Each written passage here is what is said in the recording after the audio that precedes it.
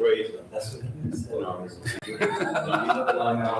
want some, but I We're not going to pass enough in front of We're leaving for ballot. It is 6 p.m. on March 18th, 2026 at the Tocqueville City Council chambers. This is the regular business meeting for the Tocqueville City Council. We'll call it to order. We'll have the Pledge of Allegiance by Councilman Olson and statements of belief and prayer by Councilwoman Chamberlain. We'll go on after that. I pledge allegiance to the flag of the United States of America and to the republic for which it stands, one nation, under God, indivisible, with liberty and justice for all.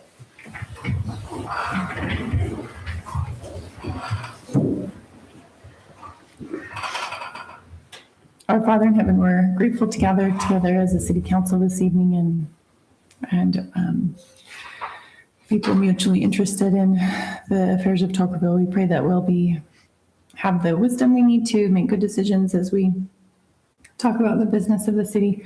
We're very grateful for all the efforts put in by those professionals and those employees and staff of our city who make it a good place. And we're grateful for all the many blessings we have and the beauty of springtime and all of those other things. And we say these things and ask thy help to be with us this meeting in the name of Jesus Christ. Amen. Okay, item B, approval of agenda. I make a motion to approve the order of the agenda. Do we have a second? Second. All those in favor? Aye. Any opposed? It's approved. Okay, disclosures and declarations of conflicts from the council members or mayor. Do we have any? I have none.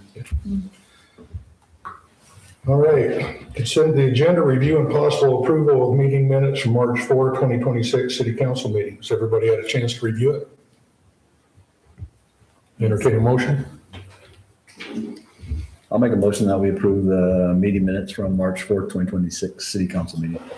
I second the motion. We have a motion and a second. All those in favor? Aye. Any opposed? Abstain. It wasn't here. Okay. Review and possible approval of city expenditures in February 2026. They're not accurate. Has everybody had a chance to review their expenditures? Mayor, make a motion to approve the expenditures of February 2026. Second? I didn't have a chance to review. Yeah, I'll second it. Okay. Be a roll call. Councilman Campbell? Aye. I would withhold. Because I just abstain. Thank you. Aye. Okay. 3 ayes. Good. Motion passes. Presentation and audit presentation, Marcus Arbuckle, correct? Keddington and Christensen. All right, yeah. I'm Marcus Arbuckle with Keddington and Christensen. I'd like to thank the council for the opportunity for letting us audit Tocqueville City. As part of an audit, there's several things we need to go over with governance. We consider the council to be governance, but part of your responsibility is to oversee the financial reporting process, where management is responsible for the financial statements. And an audit does not relieve governance or management of those responsibilities. And so as auditors, we plan and perform an audit in accordance with generally accepted auditing standards and government auditing standards. And it's planned to gain reasonable assurance that the financial statements are free of material misstatement. And so we've done that. The opinion, it's on page 1. You have the packet here, but the opinion, it's a clean opinion, unmodified opinion. That's on the basic financial statement portion of the report. There's other supplemental schedules that we make sure they're in line with the basic financial section, like the MD&A and then the supplemental schedules. But that opinion, it's on that basic financial section, and it is a clean opinion. Another part of the audit is we analyze the internal controls that are directly related to the financial reporting process. And so we're looking at your controls, like your cash receipting, your cash disbursements, your payroll, and then the overall financial close process. We don't give an opinion on those controls for this type of audit, but we do analyze them and give findings if needed. We feel the controls and separation of duties are adequate. We didn't have any findings related to internal controls. I mean, kind of the most important part is that you don't have the same person doing a whole transaction from start to finish, that it goes from one person to the next to review or reconcile, just so you have a separation of duties. And so mistakes or errors, it can prevent fraud and that type of thing. So we feel the controls are good. The third report that goes along with this audit is a report on state compliance. The state auditor's office, every day they come out with a new state compliance guide. A lot of the testing areas are similar year to year. Sometimes they make changes, but the areas we looked at this year are budgetary compliance, we looked at fund balance requirements, we looked at the fraud risk assessment, restricted taxes, governmental fees, cash management policies, impact fees, and then we looked at some compliance requirements with the URS. There were a couple findings and recommendations that we have. Those are on page 60. The first one, it's just a budgetary compliance thing that the capital projects fund was over budget. I mean, that's sometimes a difficult one to get right on because there's projects going on and you don't get invoices till July and August. Sometimes they have to go back into the fiscal year. But just that one was over budget. So just as you're looking at year end, do a budget amendment, do your best to project what those expenses will be. We've had that finding every year for Yeah, years, right? yeah, and it's not an uncommon one at a lot of cities, but yeah, it is a repeat finding. But it is just on that one fund. The next finding that we have is on the fraud risk assessment. And this was kind of new. They changed the requirements on us a little bit. I mean, in the past, you've had to fill out your fraud risk assessment, or the management fills it out, and then they present it to council, and then it gets uploaded to the state auditor's website. But this year, they asked us to go in and make sure the city actually has all the backup to every part of that fraud risk assessment. And I mean, overall, they did a good job. They're just, they didn't have an adopted policy related to reporting fraud and abuse. So just a policy that needs to be approved by council in the handbook. The other one was that each year employees and elected officials should be required to annually commit in writing to abide by a statement of ethical behavior. And we didn't see any that was being done. And then the last one was there's a specific government training that's required by all council members. It just has to be done every 4 years. So if you get elected, you just have to do it once. And the city didn't have certificates. It didn't mean you didn't do them. They're just supposed to have the certificates that say the council did the required municipality training that's on the state auditor's website. And so I don't know if Ruth has brought that up, but it's just a training that needs to get done, and she would keep those certificates on hand. I know that we've implemented those, and Oh, great. we're moving forward with that. Okay. So, yeah, the findings that you are finding, we're definitely taking and adhering to and fixing those issues if there are any. Perfect. No, that's great. And I just kind of thought the first one was a policy thing. And I know at the time you were going through changing several policies and updating things. And so I think it's just one thing that it could have been updated after the fraud risk assessment was done. And so it could already be updated and fine. But those are the two findings that we had. Any questions about those? No, I do have a question on, it says, you do not provide an opinion or effectiveness of the entity's internal control or compliance.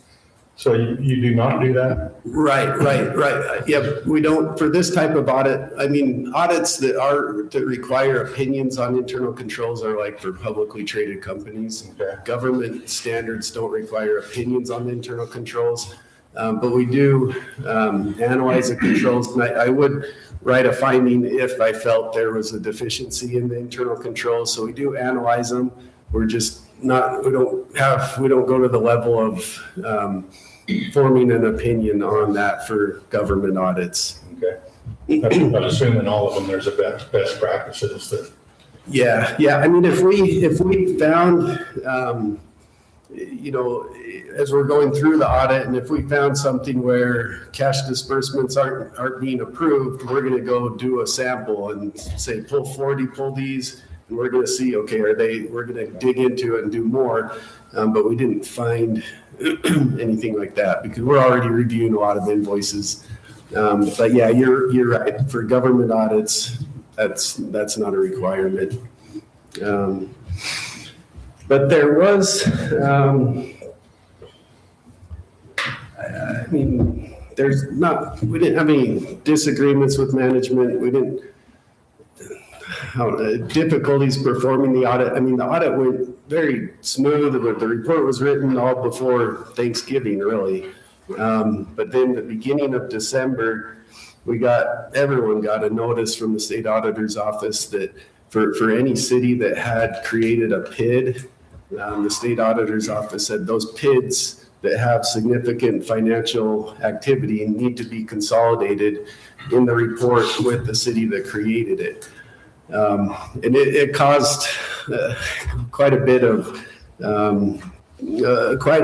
issues. I mean, there were cities that didn't agree with that, attorneys that didn't agree with that, bond counsel didn't. I mean, we have a component unit checklist, and you have to go to the standards and figure out if it should be a component unit. And our initial analysis is that it didn't need to be, but the state auditor's office was adamant that yes, it has to be consolidated. So the city had to write a letter with their evaluation. They did that in December. We're kind of just waiting to see what was going to happen because there was a lot of contention on this issue. And we talked to GASB, who is the Government Accounting Standards Board for the whole country that writes government accounting policies. And we found out the state has been working with them, and they 100% agree that these PIDs should be consolidated. And so we kind of gave in and said, well, we can't fight the state and GASB. And so the city decided to consolidate those PIDs in the financial statements. The PIDs are on a different year end. They're on a calendar year end. And so the last audit of the Pineview PID was December 31st of 2024. And so you see on page 12 and 13 what the effect of that was. I mean, there's a separate column saying discretely presented component unit, and it's Pineview PID number 1. And so it's completely showing everything separate from the city. But it's in there as a component unit of the city. So our opinion, I guess I could have explained this before, but our opinion states that there's been a clean opinion on the PID, but we're just referencing to the auditors that audited the PID. So we didn't audit the PID, but other auditors did, and so we're kind of using their opinion, which is acceptable practice. And I know that Ben has been dealing with that.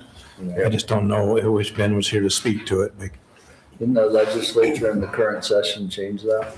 That's what was supposed to happen. So I spoke with the state auditor's office 2 weeks ago, and he said he was just waiting for all the updates. And he said he was working on an auditor alert that I thought he was going to send out last week, but I haven't seen it yet, to where they're changing the agreement, making an amendment somehow that will not require these PIDs to be consolidated, hopefully next year. That's for this calendar year. For fiscal year 26. But they still said, we're under the old policy as of the last fiscal audit. And the state auditor said there's a lot of cities in the same kind of boat as Tokerville, that they're just waiting for, they're trying to figure out what they're going to do, and they haven't submitted their audits yet. But Yeah, I think Ben's covered that. He has, he's explained that to you and I think also Councilman Sands.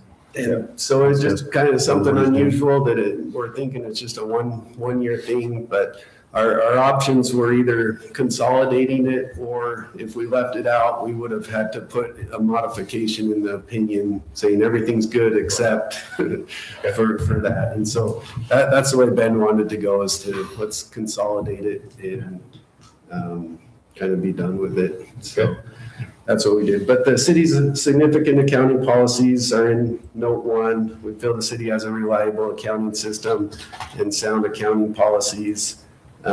We take fraud procedures very seriously. We ask questions to council members, to management, to employees. We have meetings as auditors. We do journal entry testing. And I'm happy to report we didn't find any instance or any of fraud or waste or abuse or that type of thing. Did you check his card really good? We looked at some credit cards and receipts and yeah. No, You are such a snitch. because when we do that type of testing, it's more, we're looking to see that it was approved and coded correctly, because as auditors, we have to be independent. We can't say, oh, you shouldn't have bought this, you should have bought, we just see, okay, it was approved, it went through their process, that type of thing. But any questions about the audit or these reports? Any questions? No, thank you. Thank you. Okay, yeah, thank you.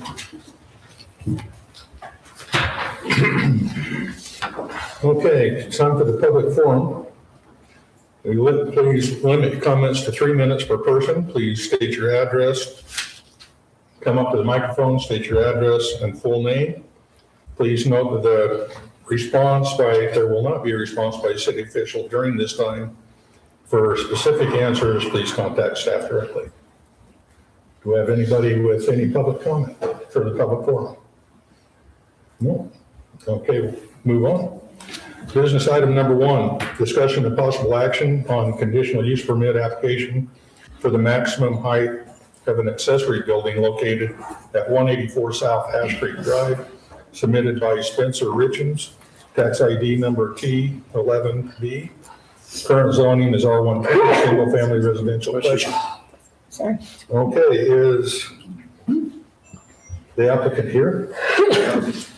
You want to tell us what you're?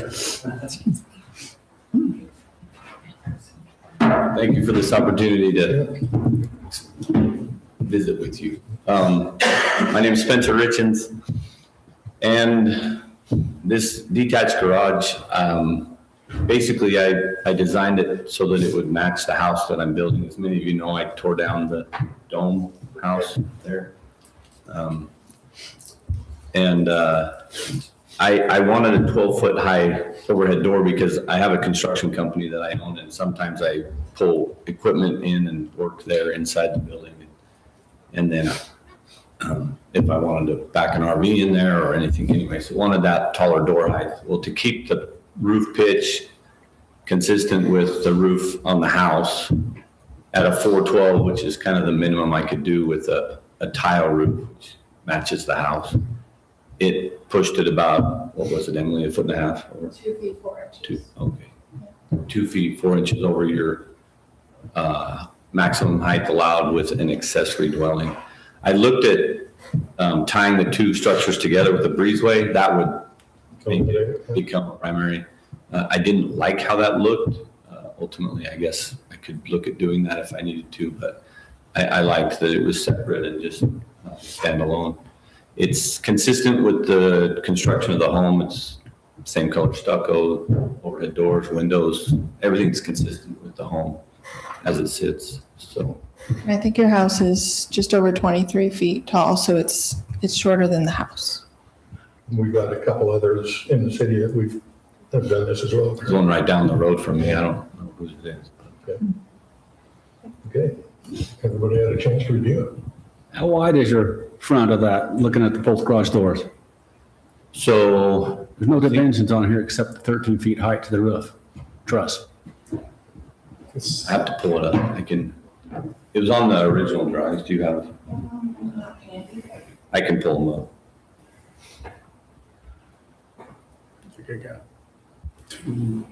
14-foot doors.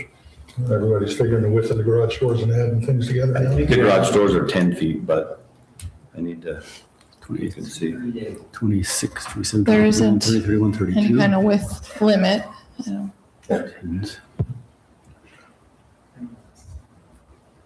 Here's 12. I'm trying to figure out this pitch why he's got why? Well, it has to go 412? I just want to know how wide your building is and Okay. why that has to be clear up to 20 feet. So you got to be around. So my plate line is 13 feet. I had to have a header to pick up, obviously, that span. And I believe the header was 11, 12 inches. So it's like 13, the plate line's like 13.4. I think it's on there, right there what that plate line is, dimension. And then at a 412, but I'll get you just a second. I was doing the calculation in my mind, and that's why I need that measurement in the front. It looks like it's probably 10, 10, and it's 22, plus another 6 probably. That's your footing, so that's it. The slab is 36. 10, yeah. It's 36, 10. Yeah, 36, out to out. You don't know how wide that is? 36 feet. 36. 36 feet wide? Yeah. 10-foot doors? 12-foot high doors. Wide doors. Oh. Yeah, 12-foot wide. Okay. That figures that out. It's 3.5, so it's going to be about, You good one? yeah. Okay. I guess I'm confused with this ordinance anyway. So, yeah, I can go into explaining what this is. So I know He's asked- what it is. It's an ordinance that says 18, but you can have whatever you want clear up to 30.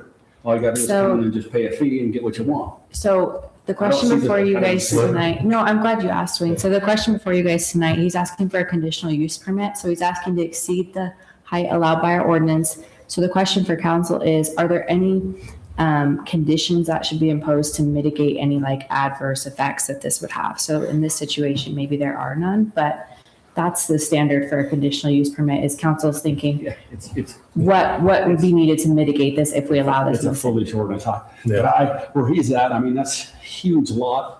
He's set back.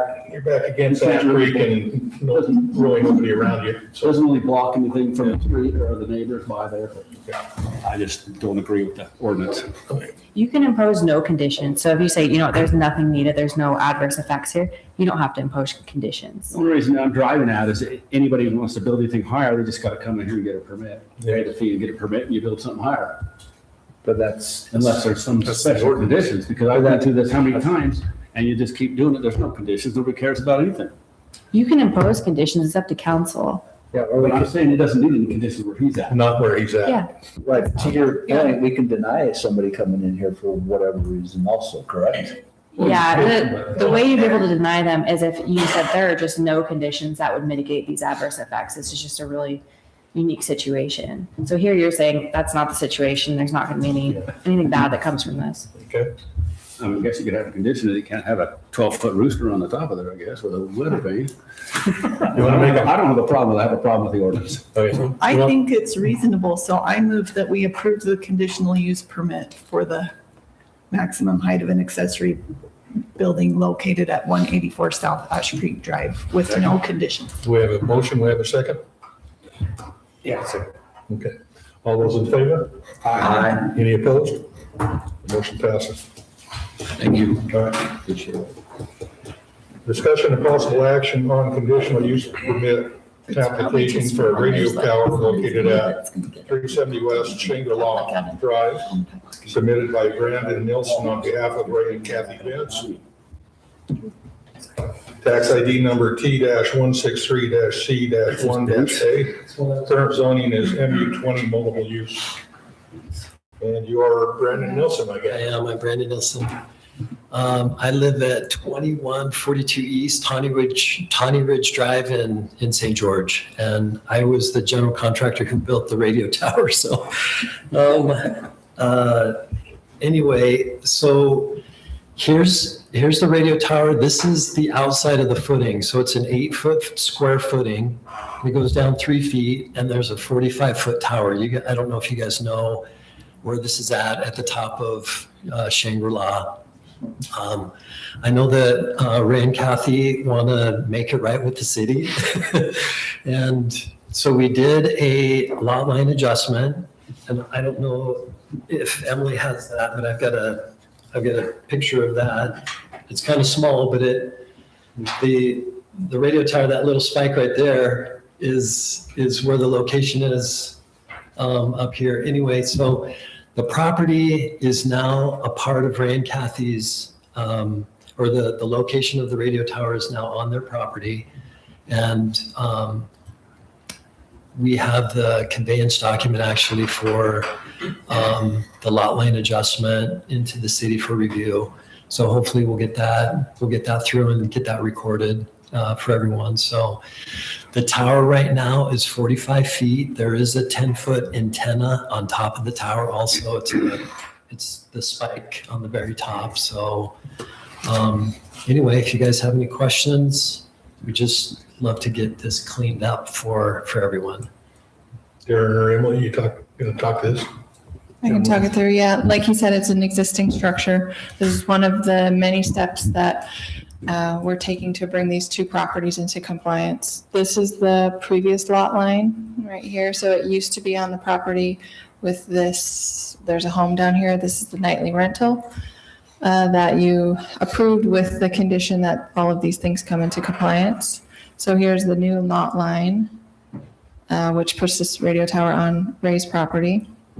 But a radio tower in the MU20 zone is a conditional use, so we have to put this permit through. You're reviewing it tonight for the use itself and the setbacks, which are also set by conditional use permit in this zone. And so those are the setbacks we showed here. They're a little different than your traditional in more than one way. They don't line up with our usual setbacks, and this is not off of a dedicated roadway. These are just kind of from the lot line itself. Any approval would be conditional upon the variance being granted for the height, because it is over the height allowed in this zone. So that application they have submitted, I haven't brought it to the appeal authority yet because we don't know the result of this decision yet. But any other questions that you have on this one? I'll add to that, and conditioned upon them just finishing up the process to complete the boundary adjustment. So it's on the correct lot. Yeah, there's a document that has to be recorded that we're in the process of finishing up. She's got it, yeah. So it makes sense to make sure that The other variance goes through first? No. No, you make a conditional upon the variance going Okay. through. Okay. I will say, I put on your agenda item sheet that the planning commission has considered this twice before. He did a new application for this one because now we're looking at it on a different parcel, or it will be on a different parcel when that's recorded. One of the questions I had at the last one was the integrity of the build, because there were not any inspections done. So I put in your packet the pictures that John went out and took and inspected the slabs that Brandon provided to us, and he was satisfied with that. Just for my own curiosity that I didn't see in the packet, I assume that's grounded. Yes, sir. I didn't see that in the inspection report or anything, so. In our packet, and also in we have in our packet is, I believe, a note or email from you to John Poster. And it says concerning Ray's ham radio tower. So is this a ham radio tower, or is this a FM radio for the station that he's running? Good question. I'm not sure of the specifics of the use, but I know he originally put it up for ham radio, and I believe that he also has an FM satellite or a Yeah. so on He there. confirmed today that it's FM, and it also has a repeater on it. Say that again? It is FM. He confirmed that to me today, and it also has a repeater on it. So he Okay. uses it for those But things. what's on the tower is not. So is it a ham radio also? It's all those things? It's all those things. It's a yeah. ham radio So also. it's a ham radio, it's a FM radio, and there's a repeater for the communication system that their disaster preparedness or whatever you're calling it uses. That's correct. But actually, the only thing we're considering is the tower itself, correct? Well, you also said the use, It's just a radio tower is a conditional use. It doesn't specify what type of radio tower, so. but didn't someone in the comment make the comment that we're also considering the use of this tower as part of this? Just the use itself, having a radio tower on your property. Okay. The radio tower is a conditional use. Do you want, can this use be allowed with like Okay, conditions? so we can motion then that if we don't want an FM radio as part of this motion, then we can approve it for the ham radio portion and the repeater portion. Is that correct? Let me just double check exactly how the use is spelled out in the ordinance, but I believe that is Okay. correct. The reason I'm bringing this up is because one of the things that we've been trying to get done is to change the licensing of the radio from the city of Tocqueville, or for Tocqueville City to Ray. So why would we want to consider approving this without having that condition done first? Well, the license on the radio on that is a separate issue. It still is all this radio tower, everything. Well, and I guess that's where it is a radio tower. Okay, That's so, what's covered in the and conditional use, that's how correct? that's how it's being used, right? Right. It's being broadcast as FM radio. We can tell him that he has to stop it until that license is in his name. Okay. But I don't think if it is a radio tower and that is what it's being used for, that's what the conditional use is. Yeah, so what the use says is radio, television, cellular transmitting / relay stations and towers. And then within your conditional use ordinance, there's like a catch-all provision, and I'll read that to make sure that what you're proposing fits within that category. It has to be tied like to the use and has to be reasonable. So let me just pull that up.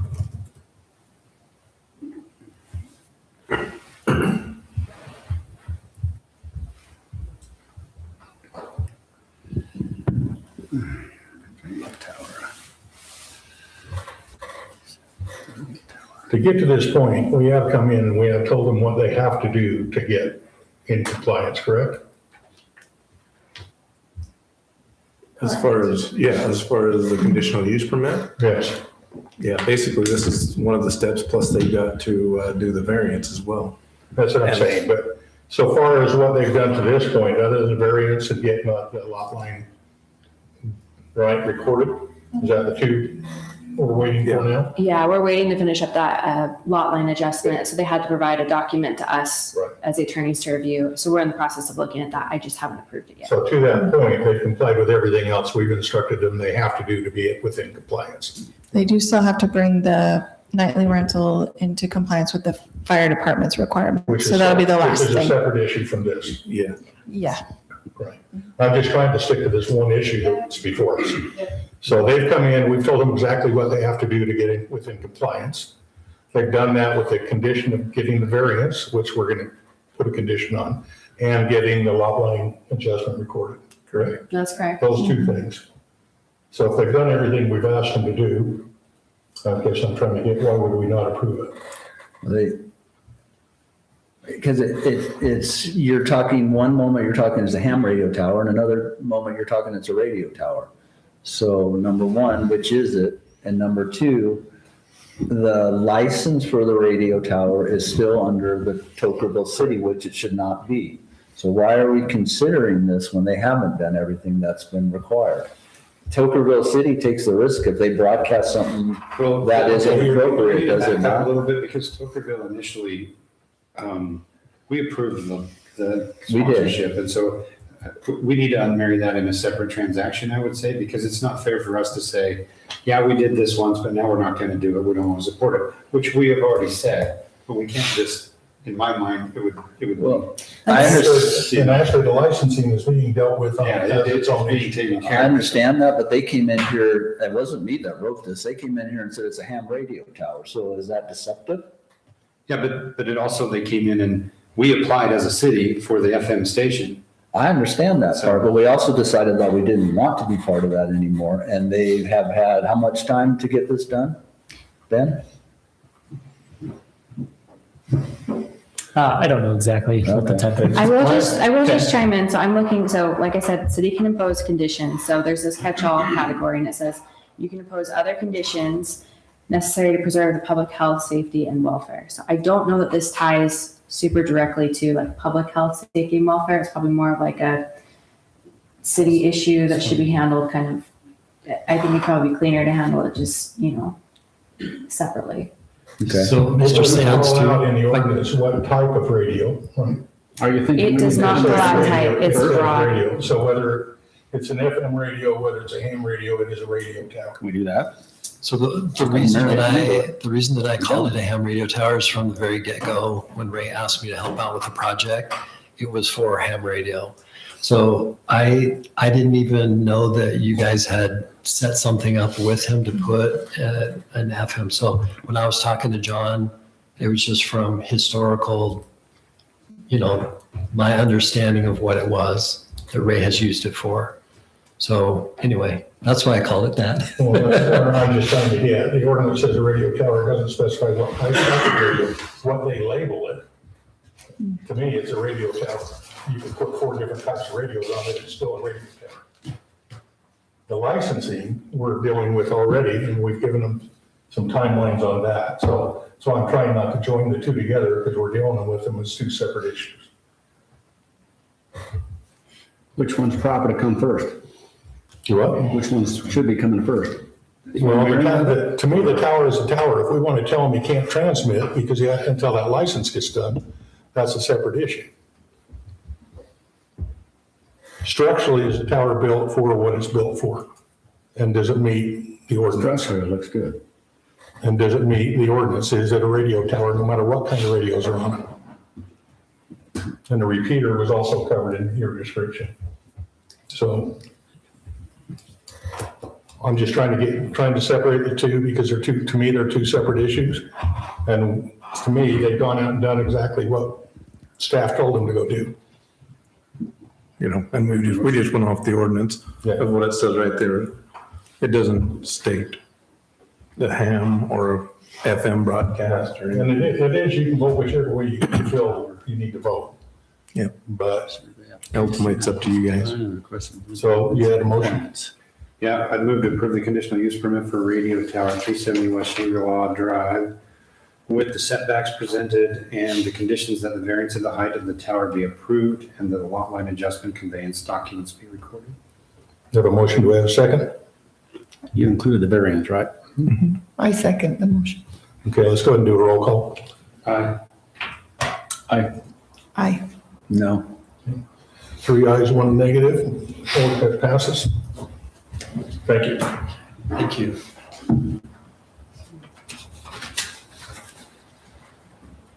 All right, discussion of possible action on hillside development permit submitted by Firelight Development, Inc., SRC Land Holdings, LLC, for Indigo at Firelight Phase 1, tax ID T-182-A and T-3.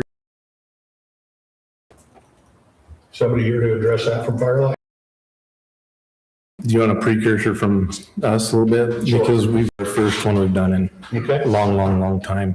So as we went down and we've done that, I hope you were able to read through your agenda item sheet there and kind of get some background on what's happened and what the ordinance currently talks about. So we've developed a application, the process, and worked with the engineering pool to go through, come up with site plans that we need, engineering plans, grading plans, the different types of things, the slope analysis to determine the areas. And in the actual hillside review plan, they have created tables in there based on the ordinance. The ordinance talks about anything over 10%, and then it goes 10% to 16%, and then or 11 to 16, 17 to 23, and 24 to 30%.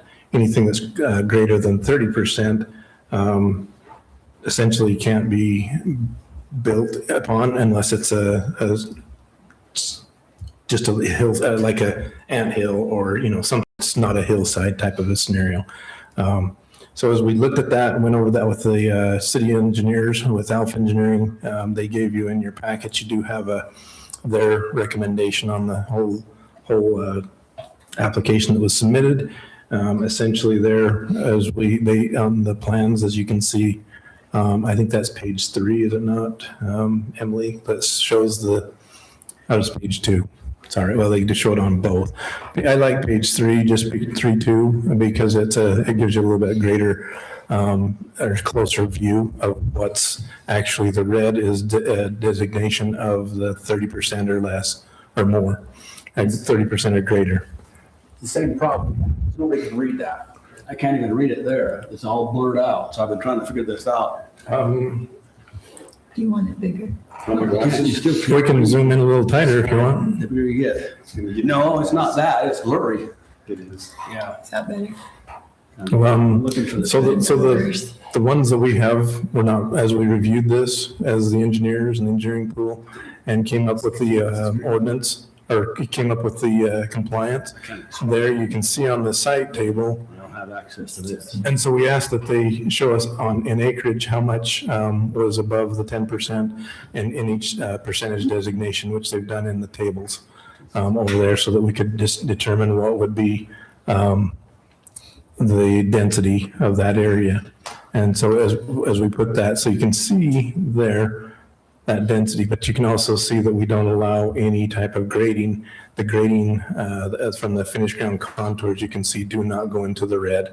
They will put retaining walls in the back. We still hold to our retaining wall ordinance, which is in a cut scenario, we don't allow anything greater than feet. In a fill scenario, we don't grade it, or we don't grade it, or we don't allow. So essentially, they are there. The city engineers agreed with us, and we went off of that type of designation. And if there's questions, definitely please ask. We have both So what's the limitations? engineer.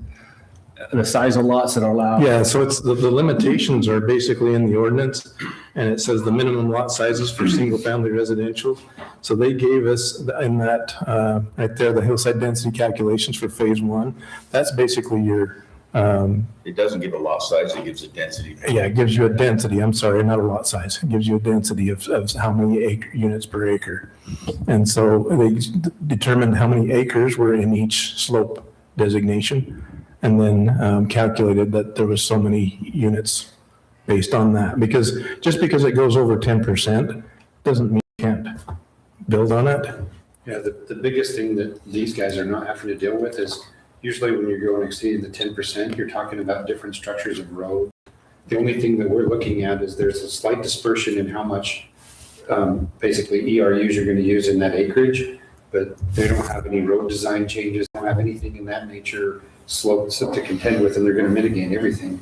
I've spent hundreds of hours in the hillside development, and I can't see anything wrong.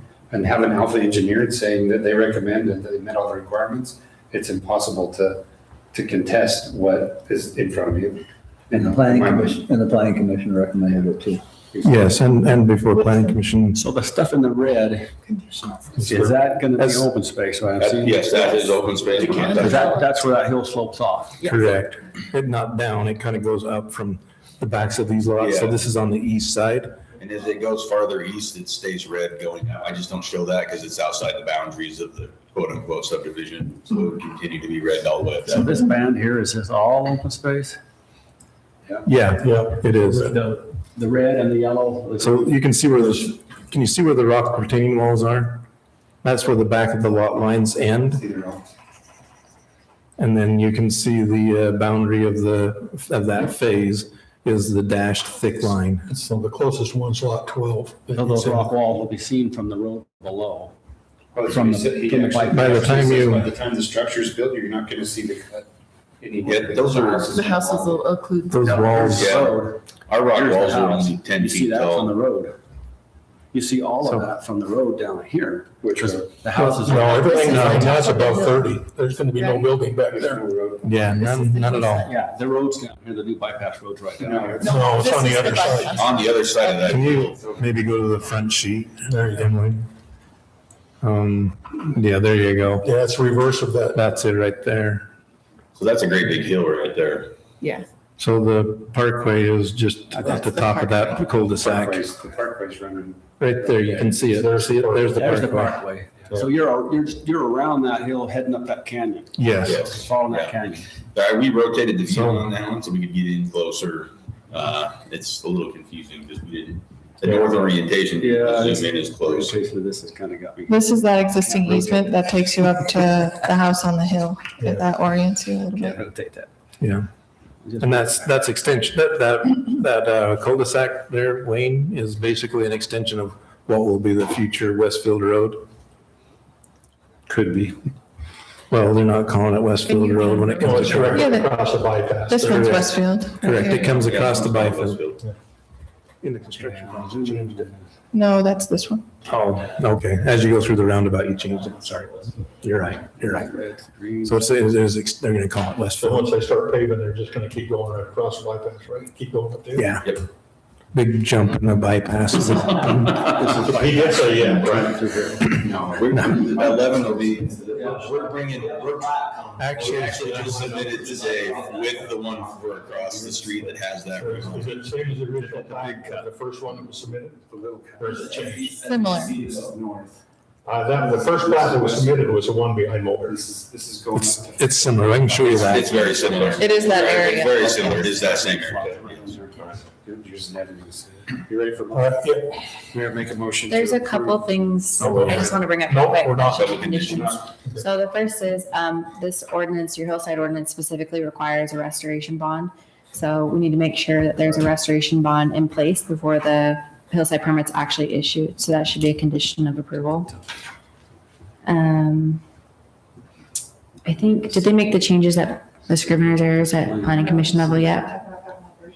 I'm so sorry. I will have that to you tomorrow. Okay, I yeah, they're pretty apologize. small things, like, note 10 on page 1 is, it looks like it was just carried over from a template. It doesn't apply here.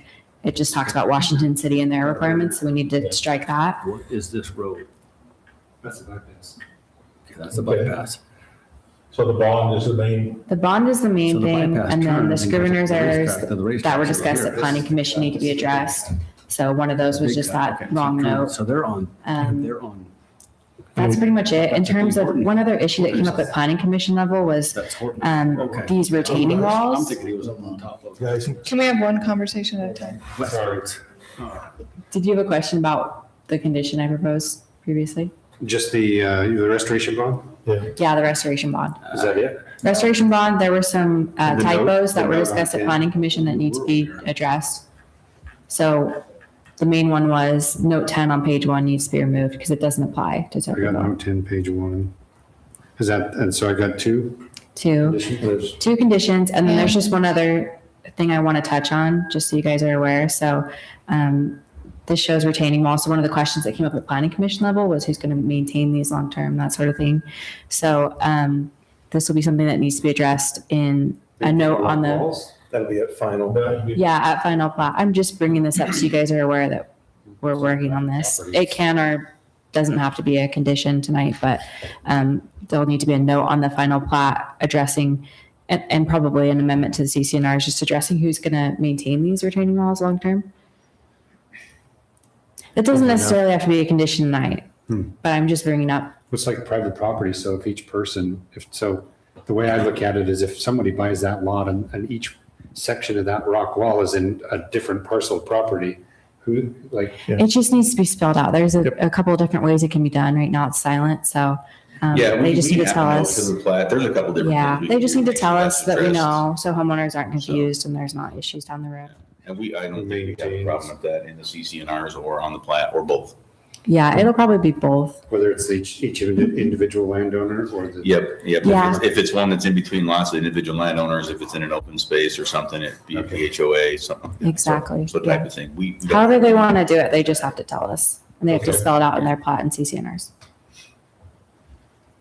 That's it? That's Any it. other Let's questions? get 10 more. No, I'm just kidding. Just two.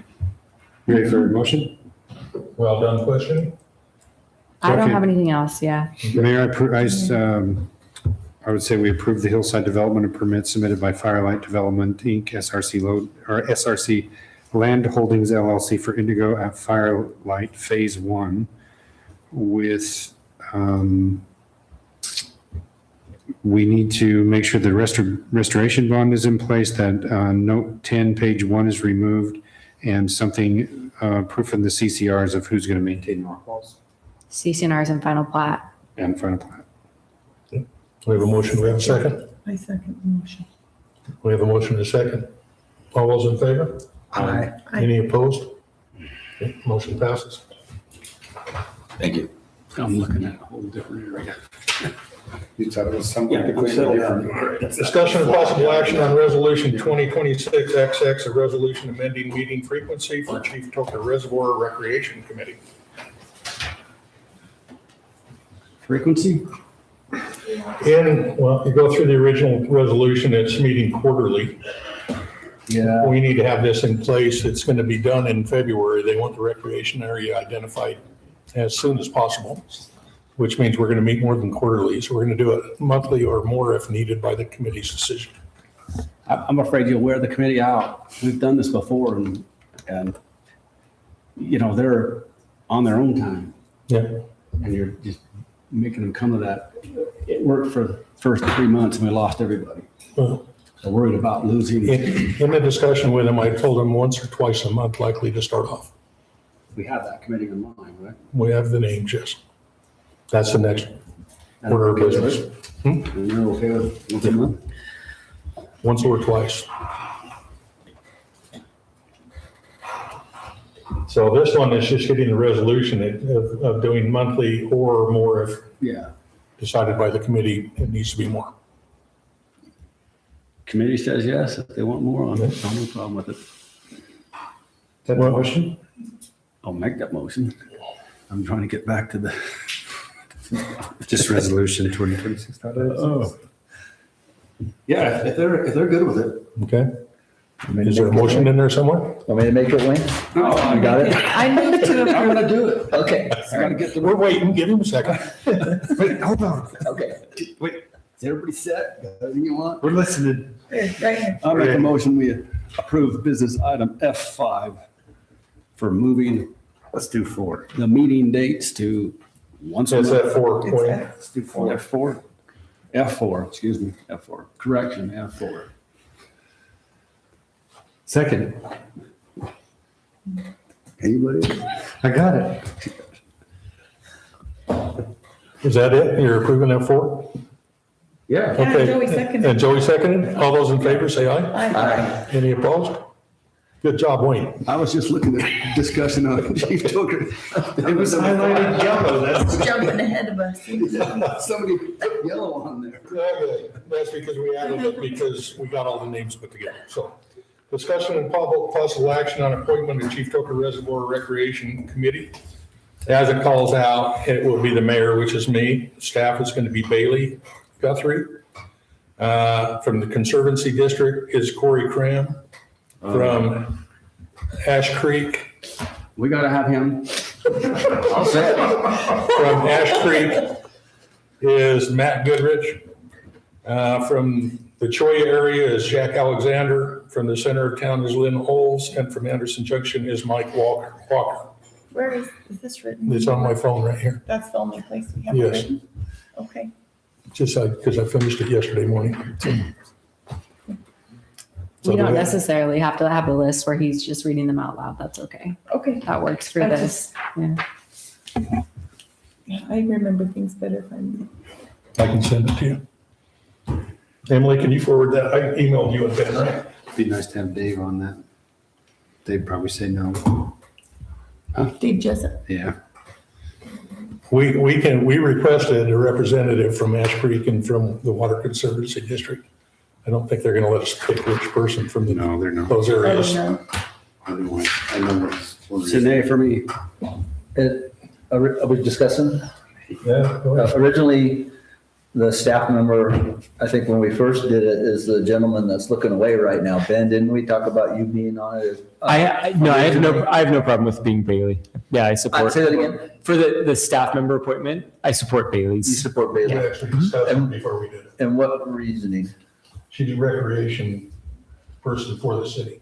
I think she ought to have an input in the recreation area that we're putting in for the city. But it's still gonna be involved in every aspect of it. Sure. Aren't you? Okay, will that, Start now. how will that work into her duties and compensation? Especially if it's gonna be more than It's gonna be once or twice a month or more, because there is a You're How will probably that talking work like into? 2 her- hours max per meeting. I'm so just, 4 hours. I'm asking, how will that work into her compensation, Ben?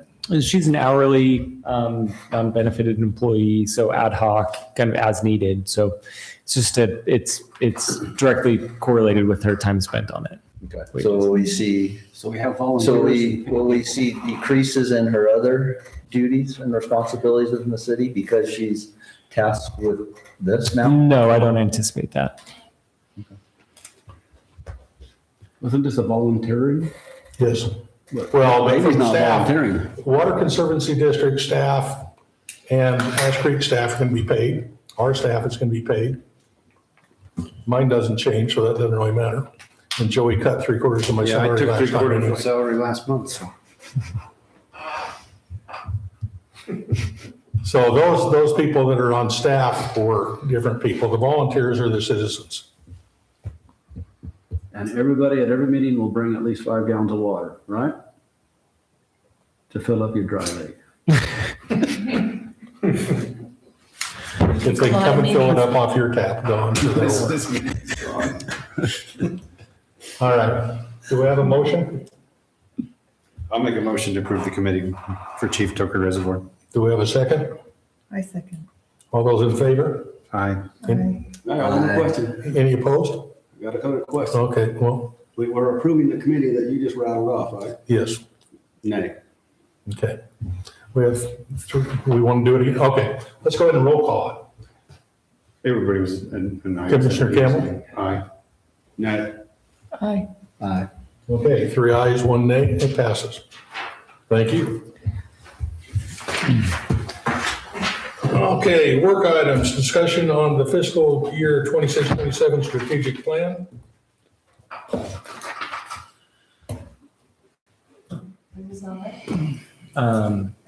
Not on the slide deck, you're right. Could you pull up just the PDF? It's either available on the website or in the meeting packet. Just kind of a brief summary. You guys have been part of the process. Along the way, we did have a public open house today.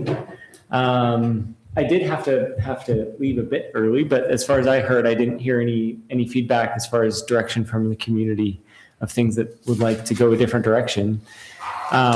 This is just a discussion. It's not in front of you for a vote tonight. So I just wanted to get this in front of you really for the first time, to see it and to have a conversation about it if needed. It's really the bulk of it is contained within the second page, where we set, under each of the 5 goals, we set objectives. We took a little bit more of a conservative approach to setting these objectives this year. Last year, I really wanted them to be stretch goals. I didn't set a goal of that we wanted to accomplish like 70 or 80% of them, but I did get the sense this year that there was the desire to set objectives that we anticipate accomplishing every single one of them. And so when setting these priorities, that's the mentality that I approached it with. We could go through them one by one, or we could just kind of answer any questions or have a discussion. This would be as part of the budget process in front of you next meeting for a vote. So happy to answer any questions tonight or in the next 2 weeks before we finalize that decision. Were we able to quantify any feedback from the open house today? Wasn't a lot, just questions, unrelated city projects, really. A lot of them were pretty unrelated. Had a few people ask about a little bit of the, the final one there of the ensure resilient and sustainability infrastructure, about that type of stuff. And there was a few of them that commented about the local opinion cells use. So any type of a tax, they had a little bit of questions about that, but once those were explained, they didn't have any really comments. They just, oh, okay, did more questions and not any type of direction to change anything. Yeah, the one So- with the redundancy in the water systems and Yes. Yeah, the 5.2, the Anderson Junction, Seven Seas water system, that's pretty much gonna be Pretty much complete. done. Should We've kind of, I can give you a real quick update, Reader's Digest, I promise. Basically, we've got all the agreements and deeds are almost recorded and done. The 25th is a pre-activity meeting with the water district and the property owners to start the project, and the project will begin on March 30th. Are you identifying low-hanging fruit that we, easy box to check? Is that what Well, what we're what I'm seeing saying here? is maybe we should, because I mean, it's complete, maybe we should move it off and put the next. I think we might be surprised at how that project progresses. I mean, You want to make sure we leave it on in case. it is a priority. We haven't broken ground on it yet, Yeah. right? We are, it's still something that we have to follow through with and probably will into the next fiscal year. It's a good chance of it. The next question is, how did you get a picture of Wayne on here? The managed growth section. I don't wear that kind of hat. On the previous strategic plans, one of the things that the previous council thought that was important was to improve the overgrowth and clean out the Laverton Creek and Ash Creek. And so I don't see that here anymore as a priority. And I know we also talked about it as possible private property owners that own some of that area, and also working with the fire district on if any of that is a fire hazard. So Didn't that last storm took care of it? no. So It did not. is that fallen by the wayside? Are we still investigating any of those ideas, or where are we in? Wasn't that one of the voting things that just didn't make it onto the list on this one? that's Westfield was too. Yeah, that's why I'm asking. We'll still be doing a little bit of work on it this year, and it's essentially the way that we've viewed it in the ranking and priorities is that it was kind of just deprioritized as one of the city's objectives, and it really just becomes a capacity question. You know, is that a priority over something else under, the strong, healthy, safe community or resilient infrastructure? You know, any of those things. If we want to deprioritize something, if we want to replace or reconsider that as how high of a priority it is for the city. So if you look at 2.2, develop a long-term public safety plan, what is your vision of that? It's essentially developing a plan so that we know as population comes what the priority is for public safety, what the city's options are for expanding our law enforcement services in the community. Currently, we have it's contracted services. We don't have a lot of transparency with it. So when determining at what point it makes sense to increase that level of service through the sheriff's office or explore other opportunities as well.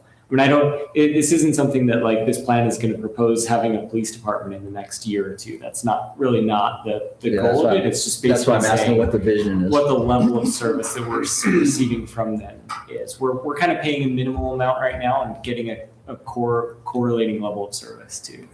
So that is, you're speaking specifically on law enforcement. Are we looking into expanding and working with the fire district to possibly get that in? And does that also incorporate some sort of public safety recovery plan for the city if there is a catastrophic incident that affects the city?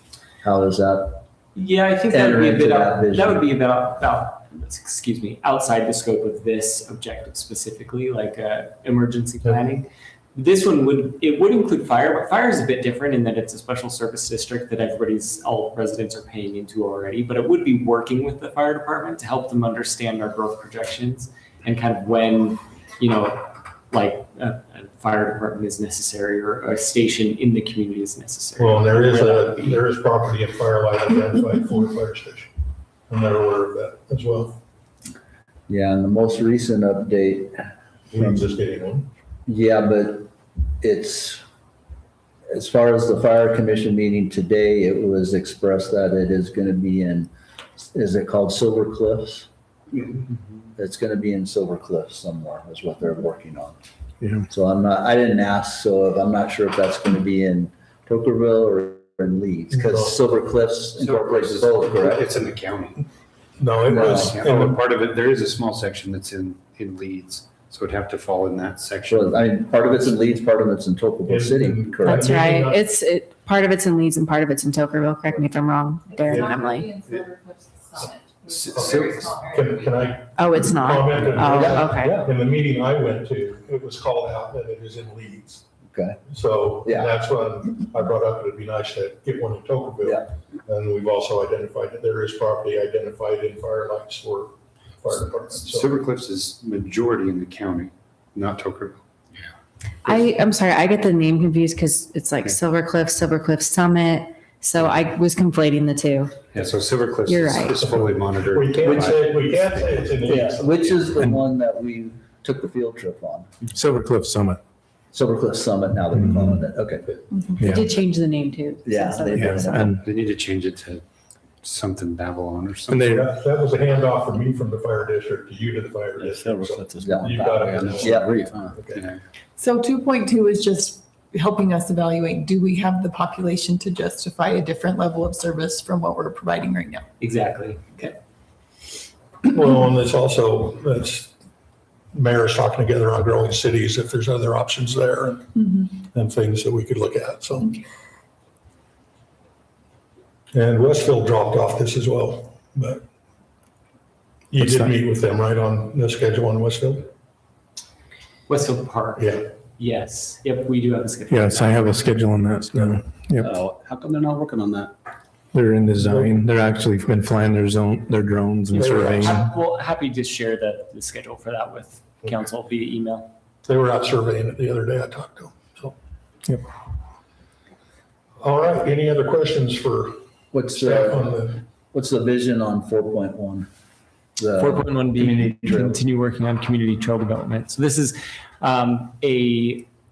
basically as we connect the various communities via trail, that's a continuation of a current year objective where we're kind of mapping it this year. And then in the next year, we're probably starting the process of working with property owners to acquire easements for that trail network.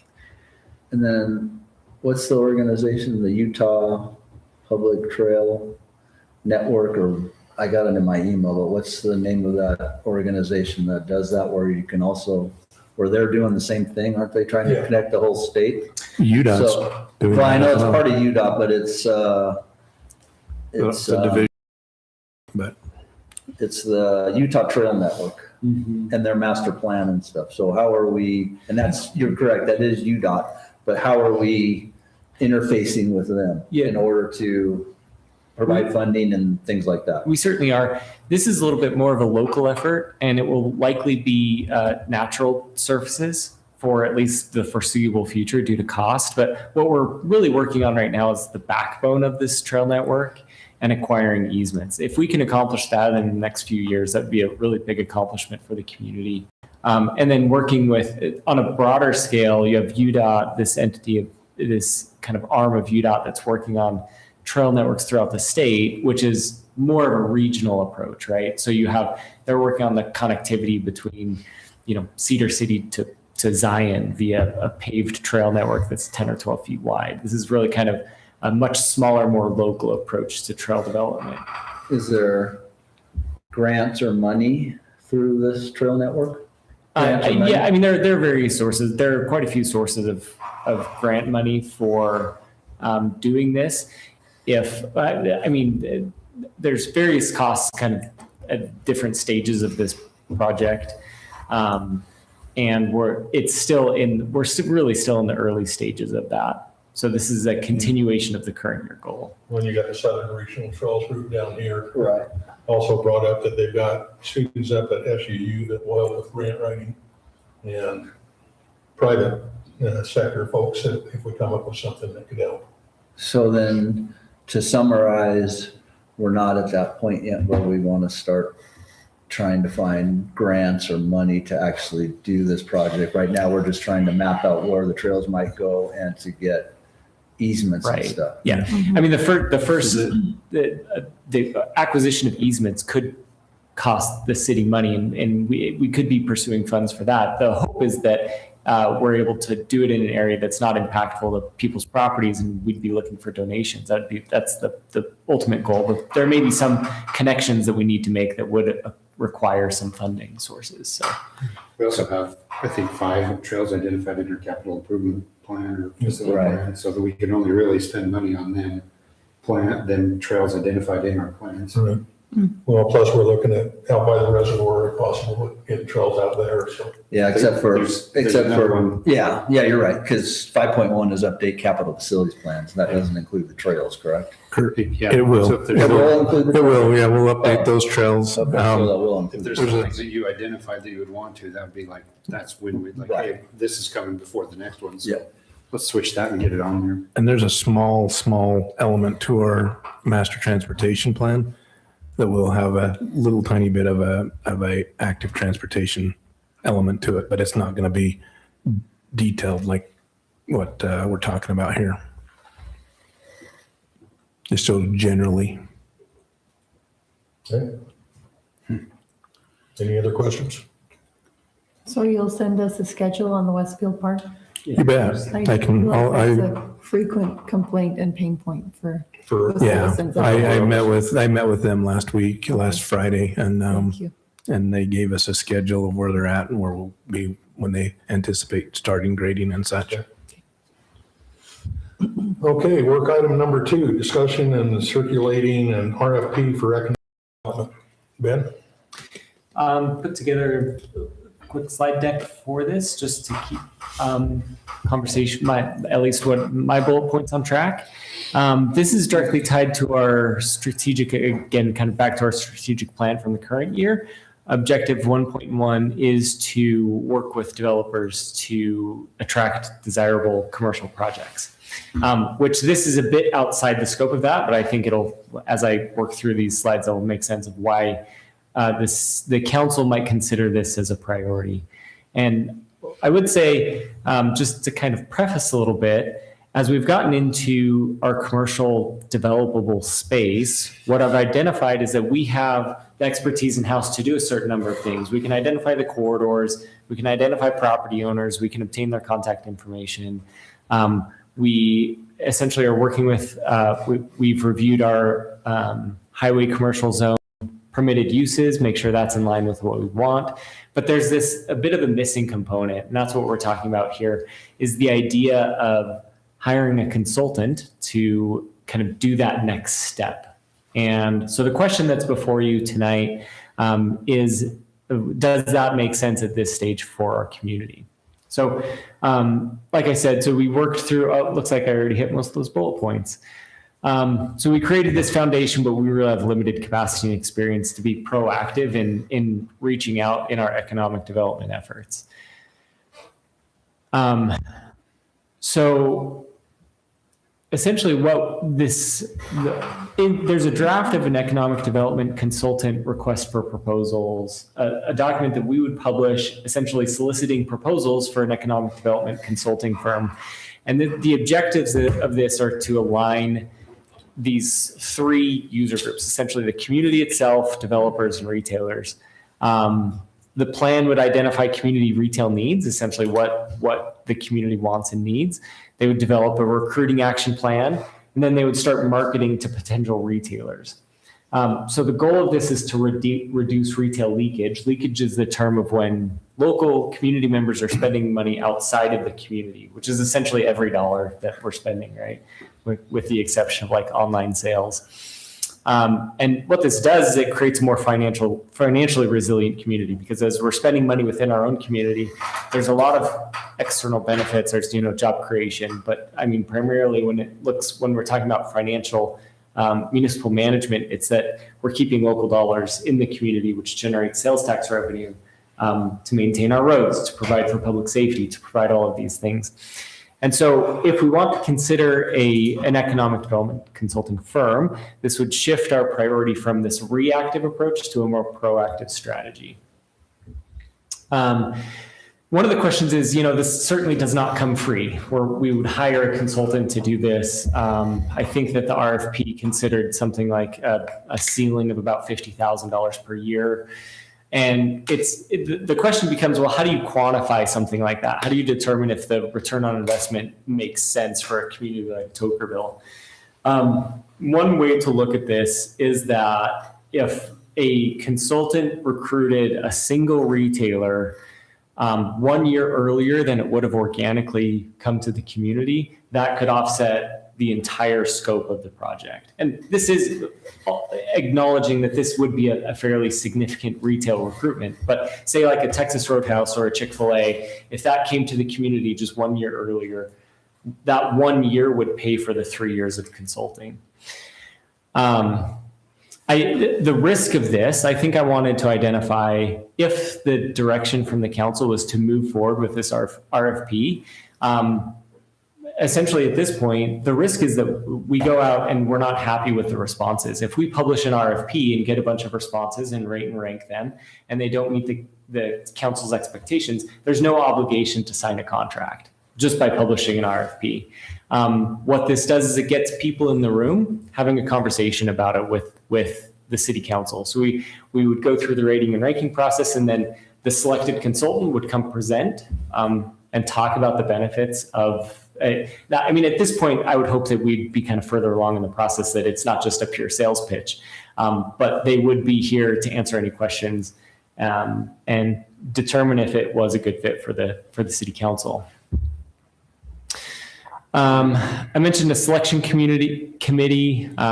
This would be comprised of, I would recommend 2 elected officials, 2 local economic development experts. We have a handful in the community, and then a city staff member. This selection committee would rate and rank the responses, and then they would ultimately make a recommendation to the city council. So the one thing that I wanted to mention here is that Tokerville is we're at ground zero for commercial development. When you think about what's happened here in the last few years, there's a lot of area that's available for commercial development, and we can take a backseat approach, or we can be more proactive. We can identify the things that are important to the community and be a little bit more proactive in trying to recruit those. Or we can take the kind of organic, reactive approach and allow people to come in under the allowable uses in our zoning permitted uses. So I identified a few of those things. The Parkway is now complete. Firelight is really in full build out. PA6, this Indigo, they're anticipating pulling 15 building permits per month starting in July. So we're going to start seeing pretty significant residential growth, and those rooftops will support more commercial growth. Boulder Ridge they're working on completing their infrastructure at this point. So there's a lot of opportunity there for commercial development. With Chief Toker Reservoir being complete, the Conservancy District is preparing to sell off those 80 acres. Is that the number, 80 acres? Yeah. So they have 80 acres of, again, prime commercial real estate at Anderson Junction that they're getting ready to sell off. They've come to us with a preliminary plat already of what those parcels will look like. And so really, the question that's before you tonight is, what staff is looking for is first feedback on the RFP, on the scope and priorities. I kept it pretty simple. It's a very simple RFP. And what it does is it allows more flexibility in responses. We'll get probably more creative approach than if we were really narrow in making that RFP. And then really ultimately, if the city council even wants to issue this RFP, do we want to solicit responses from a published RFP? And with that said, happy to answer any questions that I have. It's really new territory, especially for a small community. The major communities in the county, so St. George City, Washington City, they have dedicated economic development directors. The county has one as well. So we have a number of resources that we can contact if we have questions. And happy to. And keeping in mind you're in competition with them for any business. So. And I'm just to be honest, I'm mixed on it because I don't like spending money, but one of the things that we've said is we're going to manage the growth and manage what's coming in. And I would much rather pick what I want to go after than end up with 4 tattoo parlors and a bunch of body shops. And I'd rather find things that are more, one, will help us on tax base, and two, is something that would benefit the community. And I think if we just wait and let stuff come in, and our ordinances are only going to be able to restrict certain things, and anything else we're going to have to approve. So we're going to end up with whoever decides to come in, whatever it is. Yeah, I think if we're not proactive, it will all end up serving hospitality industry. Or I think it will be more predominantly that, because I just see more development that way. I think being proactive is a good idea, even though I too am reluctant to spend. So I think it would be worthwhile to at least get proposals to look at. I'm sick of consultants. And what you're offering here is he's going to have probably 10 consultants underneath him. So you're not going to get no bang for your buck.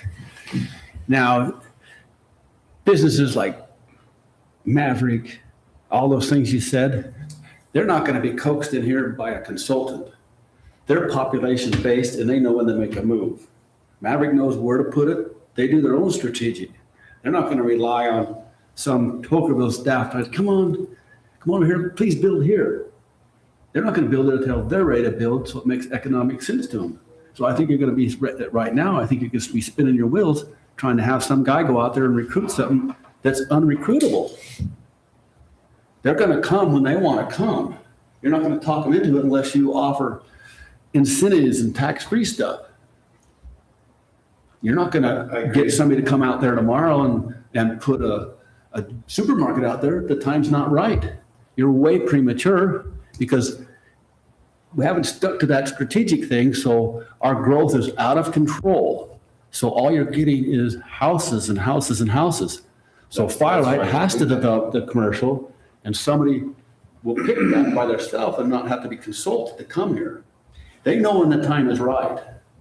That's why they spend billions of dollars putting up Mavericks everywhere, because they know exactly where to put them and the timing to put them.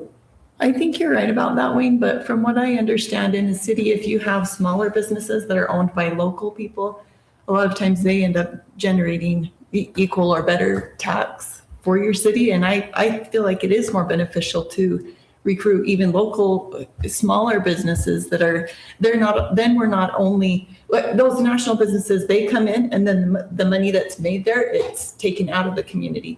But if we have somebody who's here trying to encourage small local businesses, then those dollars that their businesses collect not only come to us tax-wise, but they stay in the community because the owner is in the community and then the dollars circle through us. That has better. So I think that there is. But on the other hand, an argument. the local person will not be able to afford it. Firelight's not going to sell. Hold on, a the piece. second part that I think everybody might be missing is that there's a lot of people that these consultants have access to that are going to come in and they're going to build a complex, right? And it's going to be like a miniature mall that's going to be filled with 20 different businesses, right? So like these guys are going to come in and invest and do the thing. The big worry and concern that I have is that, and I can use Sam's Club as like a perfect example right now. So Sam's Club is asking Washington City to bring all of their utilities onto their property for the tune of over $1 million.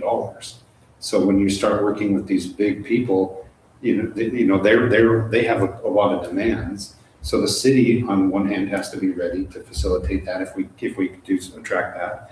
But also on the developer side that owns these lands, it looks like we have about 120 acres that are pretty much ready to build on. Like they're within the next year, if we start actively pursuing some of this, we have 120 acres, excluding Firelight, that's basically ready to build. We don't own that property. I know, but that's what we're doing, is we're trying to be selective and saying, we would rather have a Chick-fil-A than a hot Houston, Texas chicken or something, like that's what we're trying to do with this RFP. Okay, but take the person that's selling the land. I want to put in a J-Dog, and I'll give you $1 million for that property. And the guy over here wanting to put a Chick-fil-A is that's only worth $500,000. Who's gonna get that? No small time is gonna be able to afford a dang thing in this area. Yeah. So your consultant's gonna work his hiney off But the developer, whoever's property is, they're gonna sell it to whoever offers them the highest price. Because they're holding out on it, and once the population gets there, their property value triples and quadruples. I think They're not gonna I pay think the your low dollar. consultant is gonna be the dude that's bringing in the higher value money, not the lower. Well, my guess You know, is, maybe I don't have much my, faith in a consultant because we've been paying a consultant for so long to hire 5 other consultants to do his work.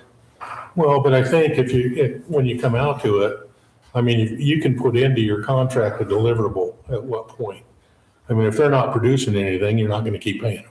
Yeah, well, we're gonna spend $150,000 in 3 years. And you probably won't have much here that's gonna come in here in 3 years besides maybe something out the Boulder.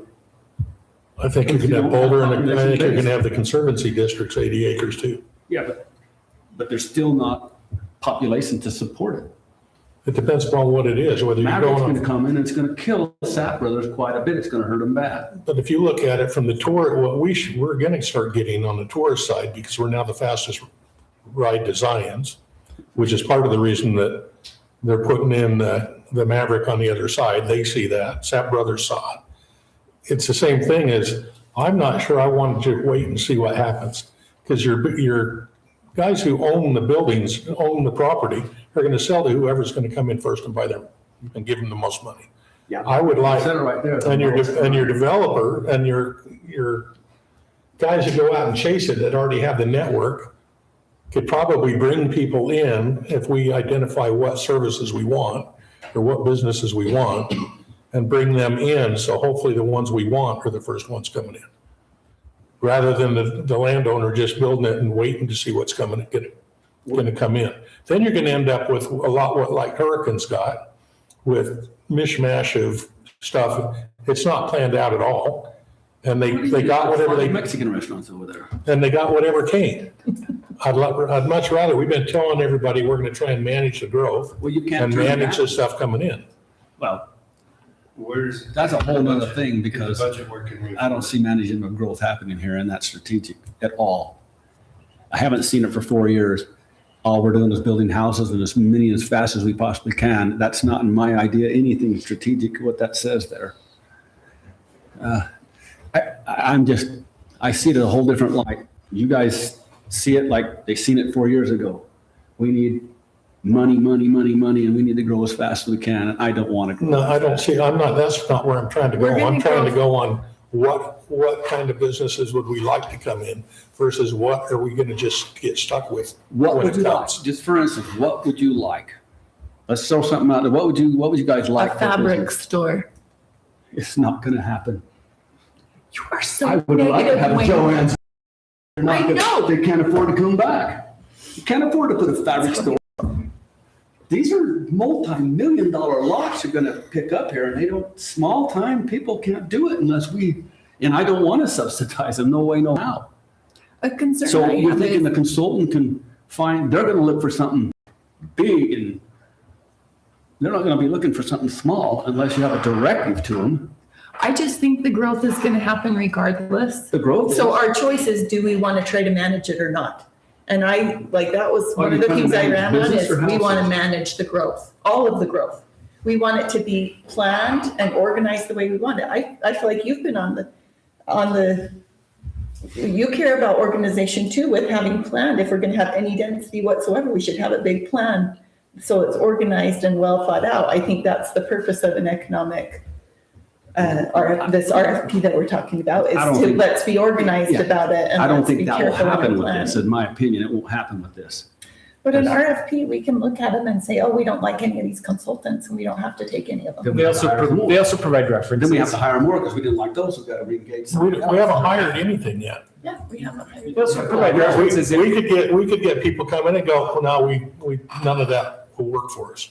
I think a lot of comfort would come with people that have worked with these consultants in the past. So we would be calling communities and getting their experience, which with each of the respondents saying, what is your experience been like? What is the deliverable that they're producing? The community really is a like kind of a blank canvas in the commercial space right now, which is a pretty unique opportunity in a community. And the question is, the mayor touched on two components: what's serving the community and what's generating revenue, generating sales tax revenue. I'm not going to say that this is going to happen entirely out in Anderson Junction Place, but one of the first businesses out there is doing neither. They're not a major employer, and they're not a sales tax revenue base, and it's not providing a service to the community. So, it's not saying that's going to happen on every parcel, but by being more proactive, we could try and get ahead of it. You can try. Well, the other option Moon is, talks. you keep saying we're not managing anything. The other option is we just throw our hands up and do nothing. No, So the other thing too is that it will do itself for a while. you don't have to look at like retail businesses. Like there's businesses out there that bring tax base to it that employ 70 people. So not only are we bringing jobs to Tocqueville, we're bringing, they have sales out of there too. So we're, it's something that's just a brick and mortar store and you just see cars parked out there and there's no activity. I mean, that's probably what I think and picture more of Anderson Junction rather than, Yeah, the light industrial, Yeah, like exactly, high-end like that. automation. So it doesn't mean we That's have low to impact. target high-end commercial to start with, because I honestly think we're a year ahead of schedule right now. I think we're a little too early to do this because we need more residents in the town before we really start trying to get a commercial type activity. But I don't see where it would hurt to circulate an RFP and see what is out there and then decide if we're actually going to carry through with something. Yeah, I agree that it's a Yeah. little early, but I think you can never start doing your homework too early. Exactly, yeah. That's the, Doing the research and doing the none of exploring. us have I that think magic it's ball good to to do say, that when early. do you do it? Yeah. Well, and that's what, hopefully somebody will come in and tell us this is the ideal time and you're early or you're not. And that's dealing with other, finding out other references of what cities is, some telling you, we thought we were ahead of schedule and we found out we're way behind. Or no, we started way too early, or where you are and started way too early. But until we get somebody in and get something in and get some references that we can call and say, hopefully a city about our size or similar, and say, what went well, what mistakes did you make? Would you do it now? Or are we too early or are we actually late? Another great example is Tech Ridge. That was all done by economic, people going out and trying to source and bring things in, and that was done by St. George City in-house at the time. Well, all I've got is a fabric store. So nobody else has any ideas what you think you want. Fishing tackle for the lake. I want to eat here. I want You have to buy my Best Buy groceries next here. to We Gillette. need a supermarket. Right. I want to eat. I want to have a decent restaurant here. I want to have a fast food other than a Mexican restaurant here. I love Mexican food. Don't get me wrong, but we've got 85 Mexican restaurants within a 5-mile radius. So you want an Albertsons or a Smith's? It would be nice. Yeah. Okay, that money goes completely, it's just like she said, it goes completely out of here. It's not local. No, but it's local that we're keeping it. Our citizens can shop at it and we keep the revenue that's generated here. Right now, it's either going to Walmart or Davis or Lids, Yeah. right? None of We're his not ready tax for a dollars Walmart come yet. to It'll come when they want to. Well, I agree. But I'd like to try and get ahead of it and try and identify something. But you ask me, what do I want? I'm telling you, I want a decent sit-down restaurant. I want a decent fast food restaurant. I want a grocery store, so I quit giving our tax revenue to the other cities. That's 3 things You got a restaurant now. in the truck stop. Yeah. Agreed. So that's so good. Okay. But yeah, it's not coming. You can maybe speculate and pick out a piece of property that they might want and purchase, but they're not going to build it until the time's right for them. Right. So the timing, That's It's okay, all though, about that because we already- timing. That made. You if can't be ready for it. speculate- Maverick just made You your own just said argument. it. If we speculated and we brought that person in and they bought that property and they waited 5 years to build, we still got what we wanted in that location. Yeah. And that's what we're talking about is Yeah. strategically bringing things that benefit our community. but you're not going to bring somebody small time in there and buy that and speculate for 5 I'll tell you years. what, you'll don't get have fast money. food. You'll get fast food in here just off the off-ramp. Same reason Maverick's coming in. Yeah. So It's gonna get the train, it's gonna get people going through, either going to Zion's or we're the first thing after Cedar City they're gonna hit.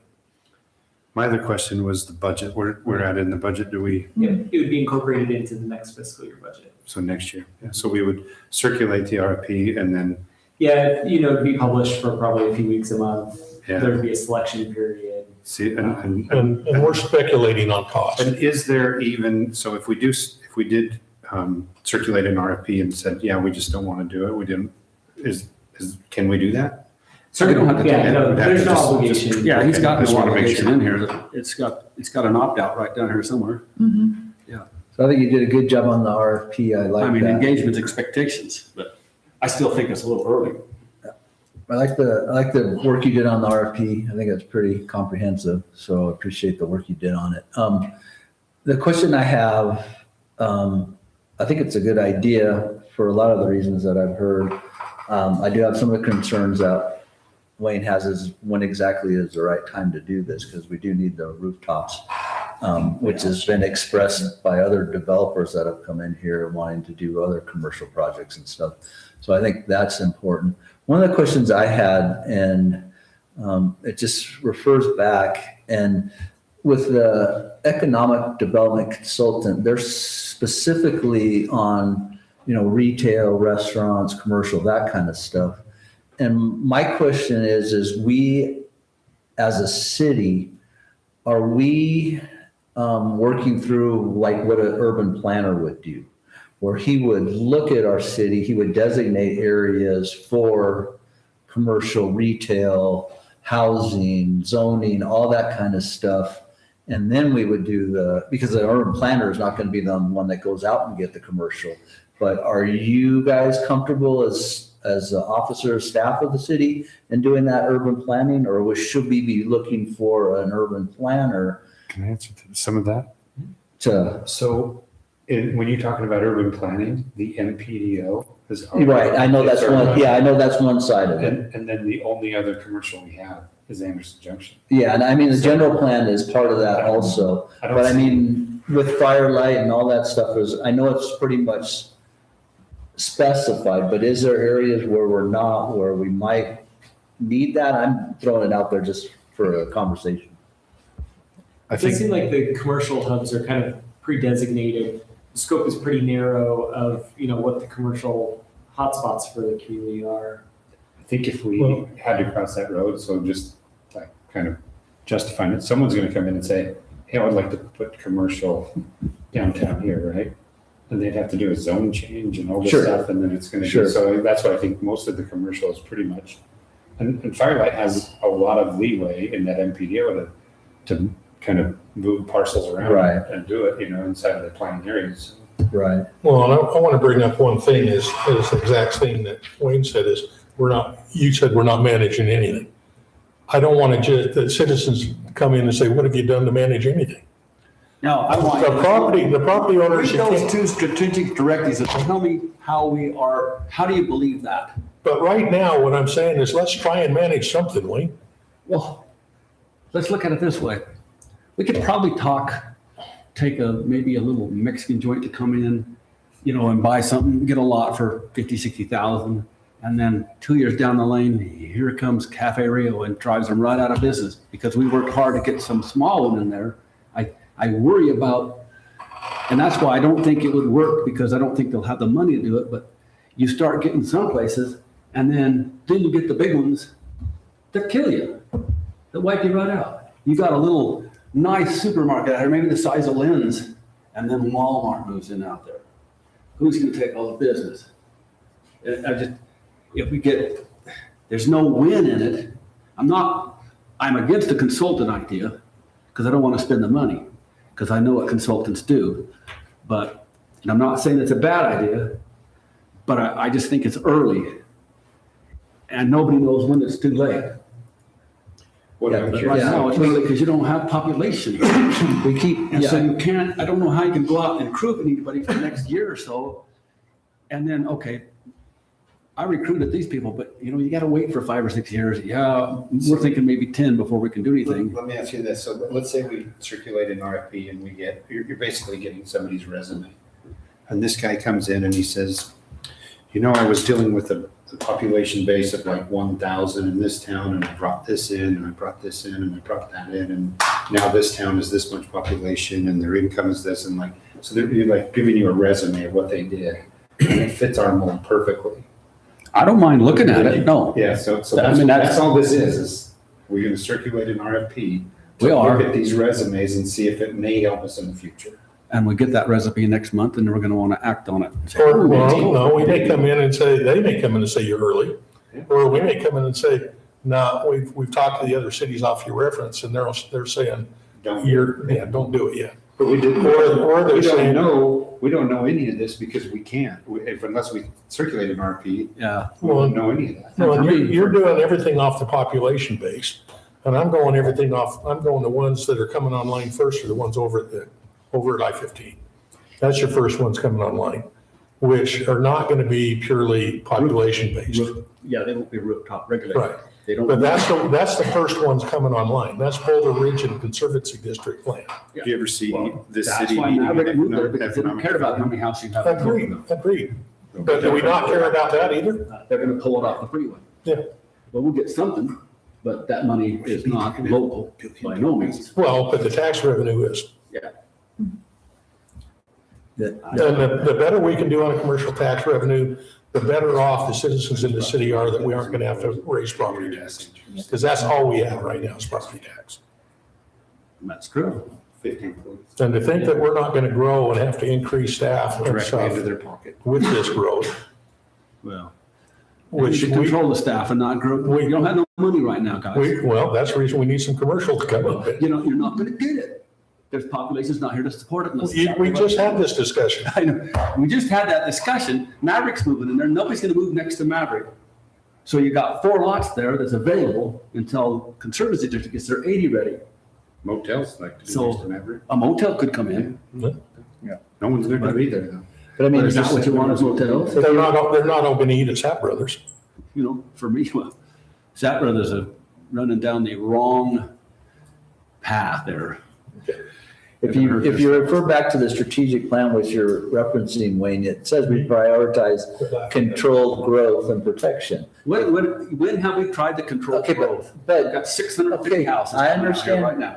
but we went through the strategic plan, and if you look at number 1.1, it says attract desired commercial projects. So that's how we are controlling growth and protection of our open spaces and everything else, because we prioritize that. We want to attract commercial projects, but we want to organize where they're going to go so that we're protecting our open spaces and everything else. So it's in our strategic plan right here that you keep referring to that says we're not doing anything to. You're not protecting your open spaces. Well, we went through the strategic. What you're doing is getting junk that's really not. We don't have anything coming in yet. How could you say it's junk? We don't even know. We haven't been able to go Well, out I and just recruit. did. Where that sits, Where what sits? where that 650 home comes from, their open space you're giving. you Which is one are we junk. talking about? Firelight? DR Horton? What Indigo? we just came up with.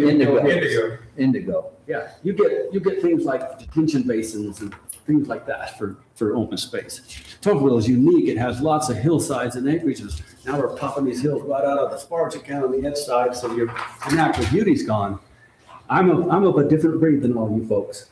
I don't care about driving to Hurricane to have something to eat rather than have more congestion over here. It doesn't bother me. But I worry about the money part of it because But the problem is doing that oil.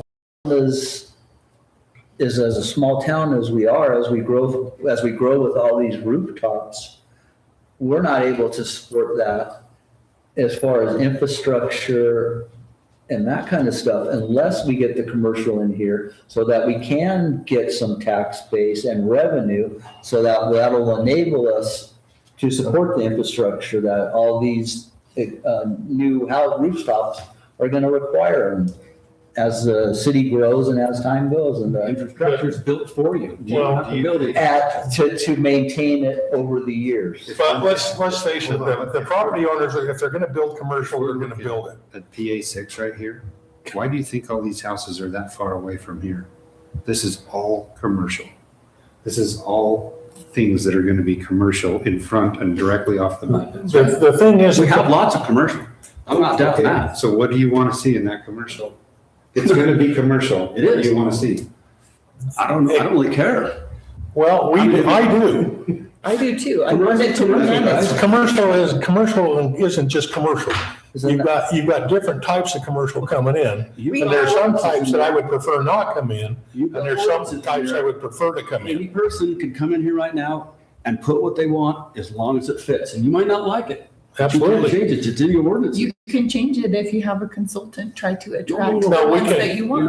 not, you can have a parlor or you can have a liquor store out there.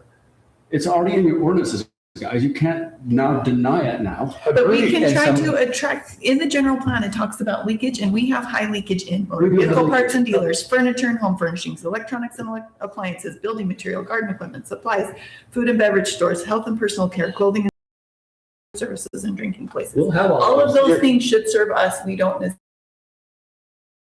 You don't know that. Well, you will People after outside the after all the community. big left is back. All right. They'll drive them out. I mean, it's. I think we all know where we all sit. But it's I think okay. all we're going to do is we are discussing the same thing in a circle, which is what we've done for the last 30 minutes. That's all right. That's how you get to a resolution. Agreed. But that Everybody's got was, their own idea of what they want to see. Right. I think we all agree that commercial is coming in. And we need it. Right. We've got a whole commercial. We did that, 2002. And the question is, do we want to just let it come in as it wants to come in, or do we want to go try and identify things we want here and try and get them in? but Go tell the- Jerry you can't have somebody else that you might not like. Well, I'm just So saying, the other thing, Wayne, that you'd use that example of a small hardware store and then getting chased out by Home Depot or something. The other alternative is the community decides, no, we like our local store and we're gonna support it and not support a bigger chain store like that. And I have a comment on that exact situation, Go because ahead. my dad was the mayor of Hurricane, and he was talking to the owner of Ace Hardware when Walmart was going to come to Hurricane, because the Ace Hardware owner was really, really worried.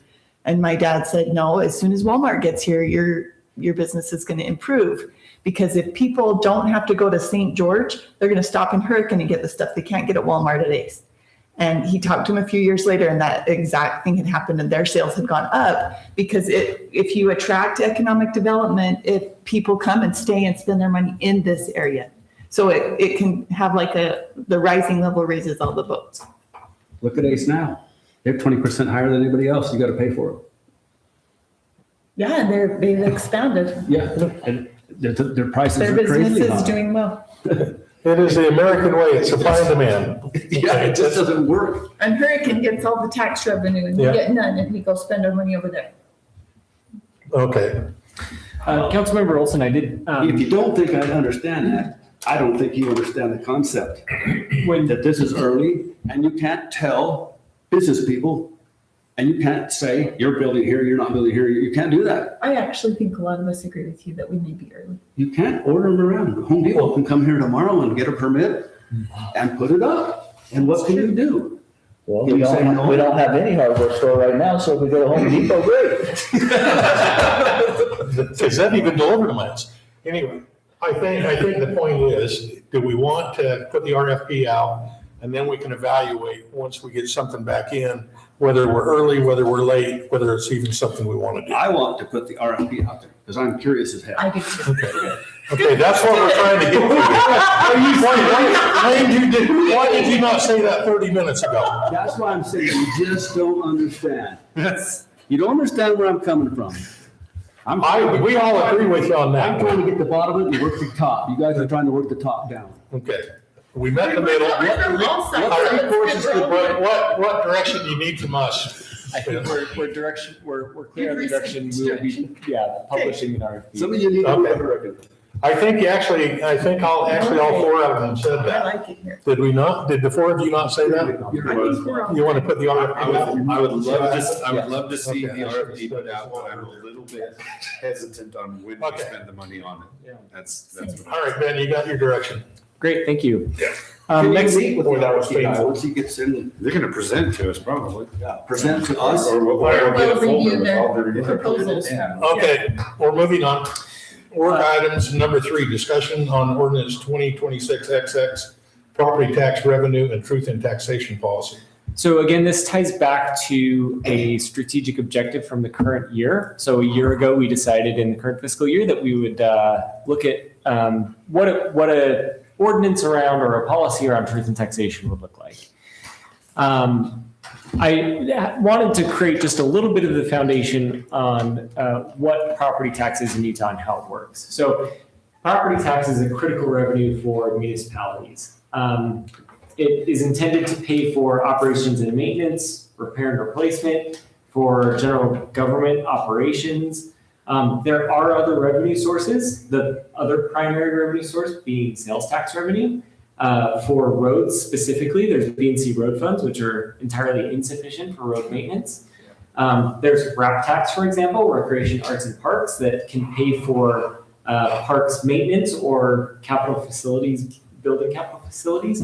All of these revenue sources are essentially insufficient. What we rely on are general governmental revenues, which include property tax. And in a community that doesn't have a large commercial base, property tax is absolutely critical. We cannot make up for a deficiency in property tax through sales tax simply because we don't have the sales tax revenue. So it's also the only stable revenue source that's shielded from economic uncertainty. Sales tax can be volatile. COVID saw that. So a lot of communities really struggled in COVID in that there was a huge dip. Now, granted, this was a one-time situation, but there was a huge drop in sales tax revenue, followed by subsequent years, a huge spike in sales tax revenue. So there was a lot of volatility, both up and down. I wanted to talk about the definition of mill levy because I will probably say that multiple times. 1 mill represents 1 tax dollar generated per $1,000 of assessed property value. That's represented by 0.001. Okay, so with that as a foundation, truth in taxation. So this was really landmark legislation in the 1980s. The state of Utah was kind of leading the charge in how to have a conservative property tax policy and how property tax is adjusted. It had some downstream effects. So in 1985, this truth in taxation policy, what it does is it creates a certified tax rate. So every year, the county treasurer, they do a calculation that basically says you received X dollars in sales tax or property tax revenue last year. The assessed values went up, and so we're going to actually decrease your mill levy because of that. So in theory, as assessed values increase, the tax rate decreases, and a typical property owner should pay the same amount in property taxes year over year. So the reason I say in theory is because there are 2 things that can affect that. The first is if an entity goes through truth in taxation and actually says we need to increase our mill levy higher than the certified tax rate, or if a property value changes disproportionately to other properties in the community. So those are the 2 reasons that your sales tax, the amount you're paying in property tax on your home year over year could change up or down. Can I interrupt you for a second? Of course. Or ask a question? Sorry. Yes. What would be a disproportional value change to other properties? It's a good question. So if there is, if there's a number of reasons that this could happen, but say if homes in one neighborhood increased by 10%, but homes in a different neighborhood for some reason increased by 20%, then it would be, the properties would be changing disproportionately to each other, and the amount each entity or each home in each neighborhood would be different also. So that does happen. It's primarily a function of the assessor's office, and if there's equity in how they're assessing the property. So that doesn't take into consideration the size of the property, the size of the house, or anything like that? It does. That's typically on the initial assessment. So you have kind of your year 1 assessment after a home is built. Right. And then how it's changing over time is kind of less scientific, simply because it's kind of more driven by growth, right? It's changed by market growth. what's happening to housing, the housing market generally. Okay, so in other words, you might have a 3,000 square foot house in one neighborhood versus a 1,500 square foot house in another neighborhood within the same city.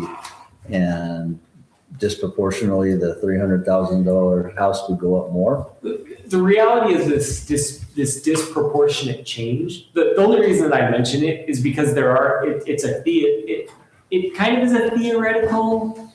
I don't think we should get too hung up on how it could change disproportionately.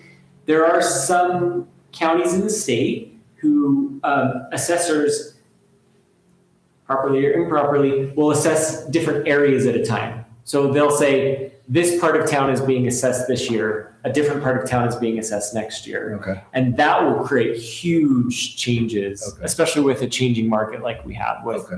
housing prices increasing over time Okay. drastically. That So, example makes sense. Okay. yeah. Okay. I wanted to talk very briefly about a property tax bill. So here in Tokerville, that really small chart on the left side is the mill levy for property owners in Tokerville.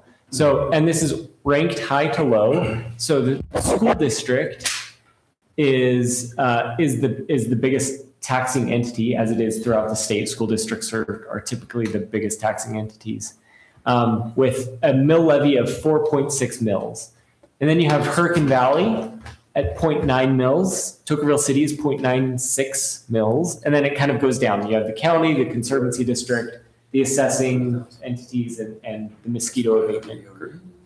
All of this together leads to a mill levy of 7.7 mills in 2025.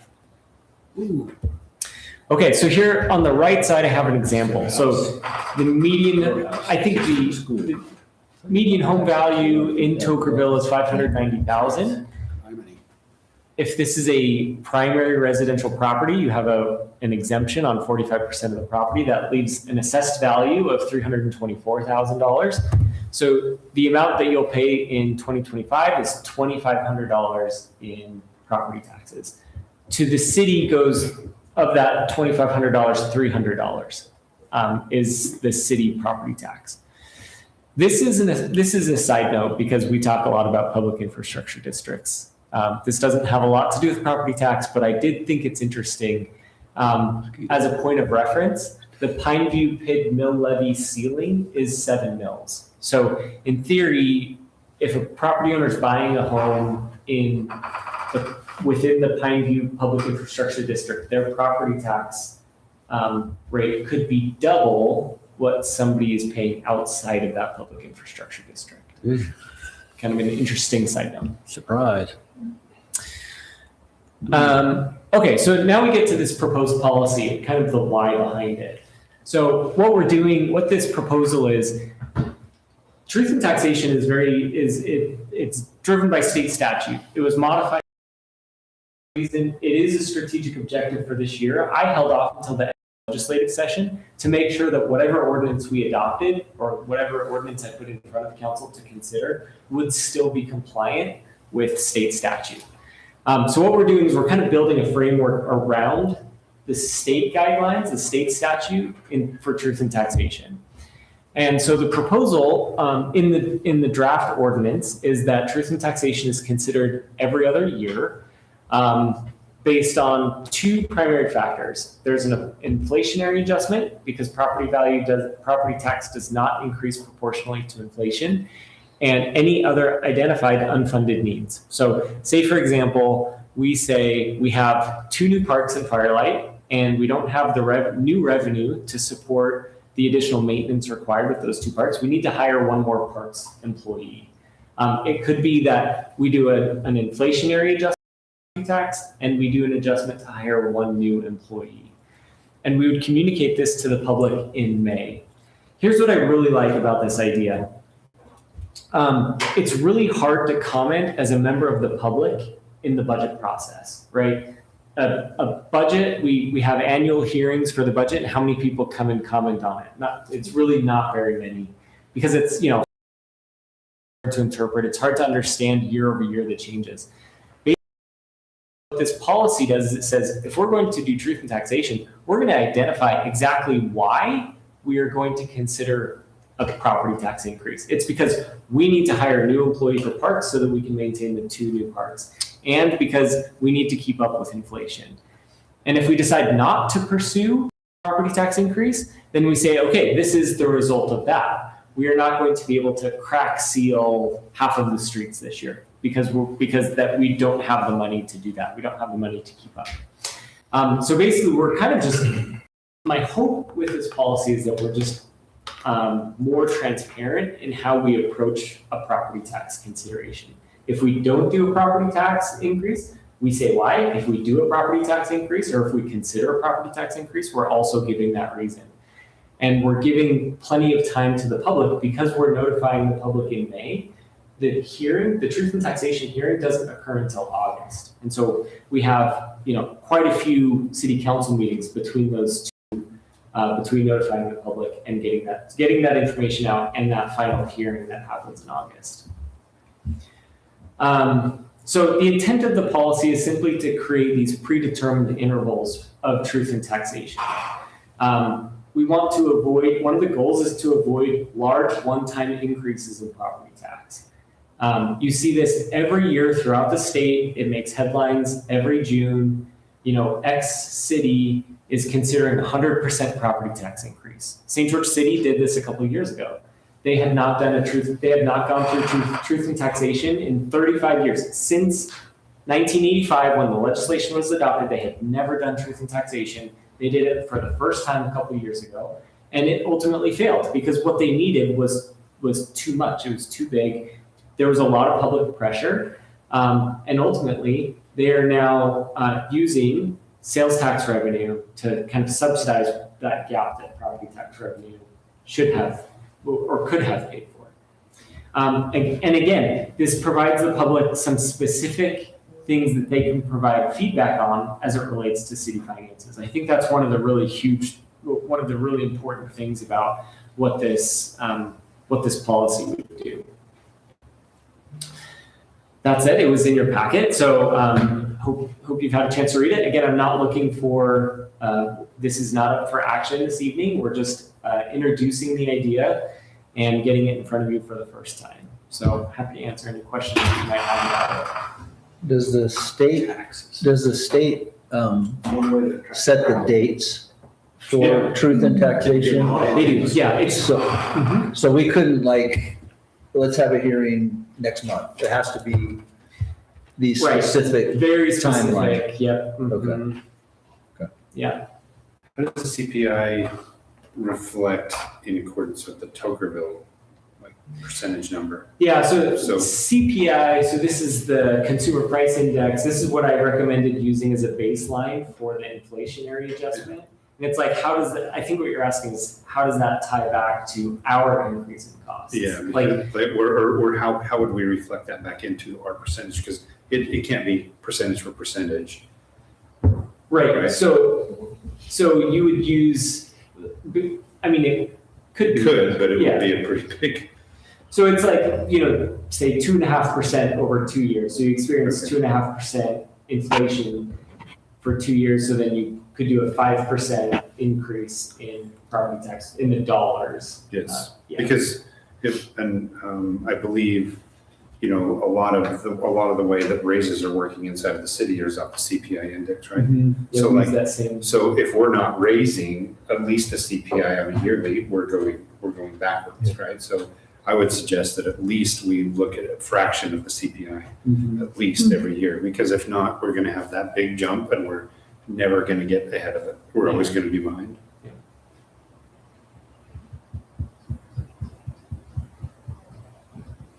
So what are you looking for?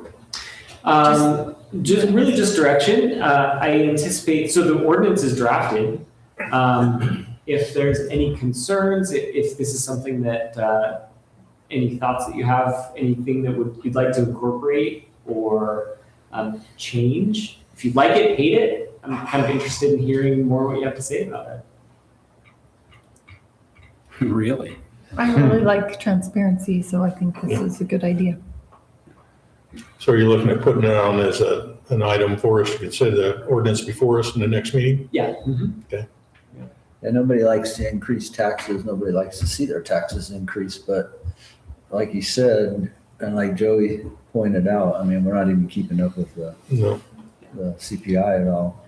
which is another reason I'd like to get some Yeah, commercial in and have, but even if it's transient, and our citizens not do it, is at least get the revenue, Yeah, tax revenue coming in so we can stay away from the property tax. I think what I would like to see is single digit property tax adjustments, right? The majority of entities that are doing truth and taxation haven't done it in 5-10 years plus. And so you're seeing 20, 30, 40%, these big hits to property tax. It's kind of really difficult for a property owner sometimes to make up that difference. So we're trying to be more incremental about the change. Trying to look at it the way we did on the water increases, right? Do little bits at a time rather than Yeah. a big. We haven't done that for a long time. Right. Bless you. Yeah, we have had dramatic water increases before, and at that time, I would rather have this a couple dollars a year than Yeah. a $50 increase in 1 year. So I think I it's a said good that idea. which waters, because that's what we had to do with the irrigation water, because it Yeah. was so far. I mean, it was 20 plus years, 22 years before it had an increase. So Yeah. It was the same problem. I think it's a good idea.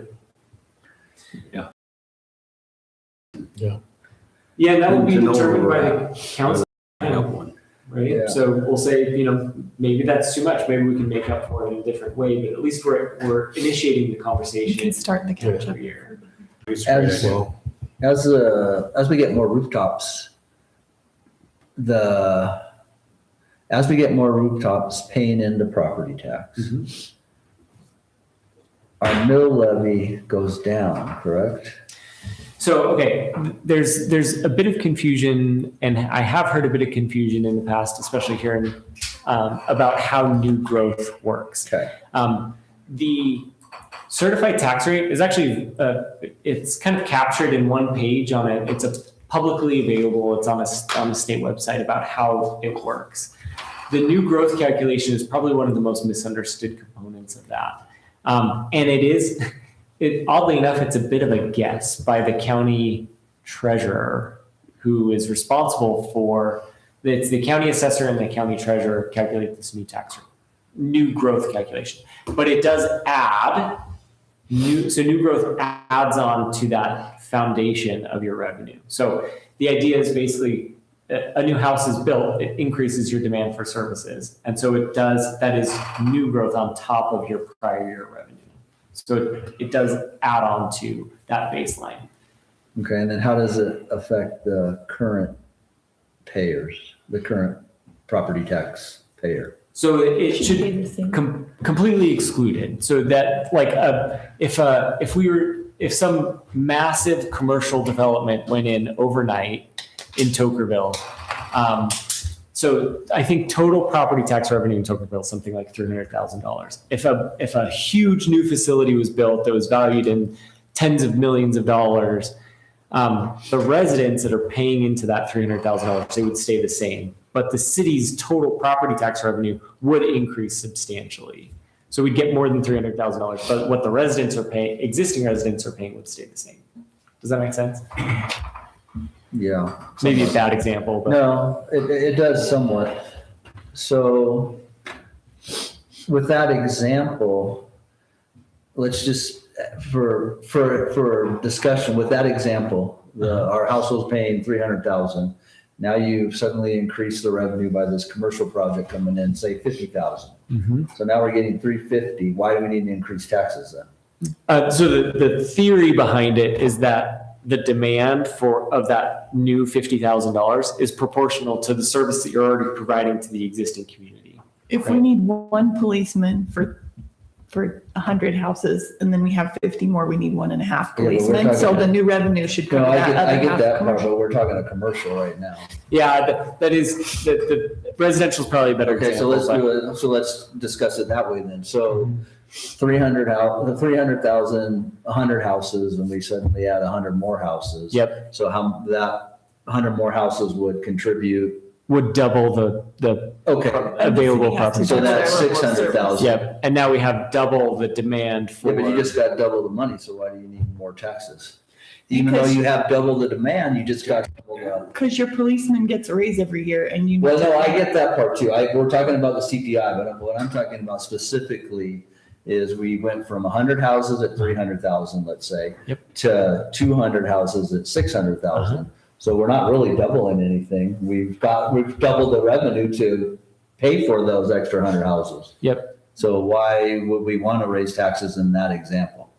And that's why new growth is structured the way it is, because it's theoretically your level of service should just be directly proportional to Right. what it To already what's exists. coming in. So we shouldn't Right. have to raise taxes except for the CPI was what we. So CPI, you would want we to would adjust wanna for, do yep. it, right? And if, say, we built a new park, Well, that's, right? But if we build a new park, hopefully we'll get the developer If the developer, yeah, to do that. Mhm.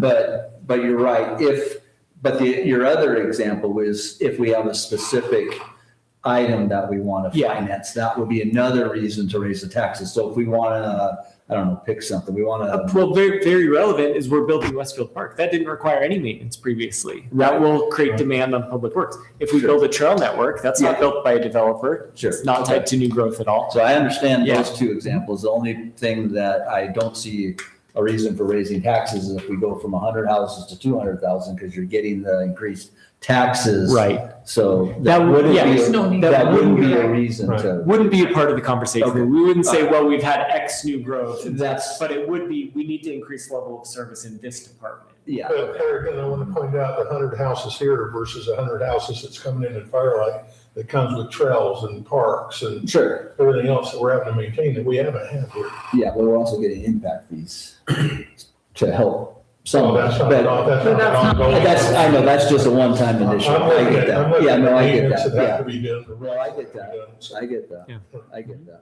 But I just don't want, because we constantly hear how our residents don't want to be burdened Right. by new development. Yeah. And having it, If the findings Their for increasing the sales tax, the levy, the certified tax rate was because we had new homes built, that would be false logic. So that would be an incorrect logic in approaching a Well, sales in the tax. truth in taxation, what we're doing is we're showing why the need is, Right. right? Mhm. It's not, okay, they built 300 more houses, but it's not equivalent to 300 houses here, and this is why.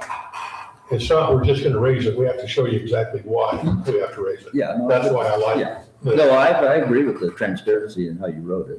You did a good job on this. Yeah. Definitely. Well, then why are we talking about it for 30 minutes? Again, Wayne. I like this discussion because they're learning by it. Right. You people don't want to hear it. Doesn't bother It's not, Gets to the root of the thing. okay, so you have your direction on that one. All right, so H, calendar events, but I also want to bring, we've got the Easter egg hunt on Saturday, April 4th at 10 o'clock. I assume we're all going to be there with our bunny suits on. I do want to bring up one other thing though on calendar of events. We're the one city that I'm aware of that is not doing anything for the 250th. I thought we have a 4th of July July. All celebration. But that's, yeah, Oh, we have the 4th of July every year. Did we get rid of Okay. Easter? We got rid of Easter. I thought we did. Did we? No. No. We got rid of something. Spring social. Yeah. Spring social. Spring social. And the chili cook-off, the chili thing turned into fall festival. I'll be out of town on That was- Easter then. When is that, Friday? Joey? It's a Saturday. I'll be. I'll be in All right, just something to think about if we're, then that's something we may want to get Bailey on the theme of the 4th then.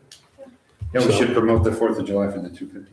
Yeah. Yeah, that sounds good. I don't think we have a need for a closed session. And we can make a special Do we parade have vote one item for the mayor. closed session? One brief item? Sounds like you have something. I think we have one brief item for the Okay. closed session. Okay then. Good I try. hate closed sessions, by the way, but anyway. I'll make a motion to move into closed session Do I have a second? Second. to discuss litigation. All those in favor say security. aye. He's got I to, gotta he's got Do we have to to, roll call? he's got to read it first. What? He has to read it. Let us finish. All right, so the closed meeting, discuss litigation, security, property acquisition, or sell, or the character That was and weird. professional competence or physical or mental health of an individual if needed. You want to move in now? So moved? Do we have a second? We need a second, yeah. Okay. Let's go roll call it again for fun. Go ahead, Joey. Aye. Aye. Aye. Aye. Okay, we'll move into closed session.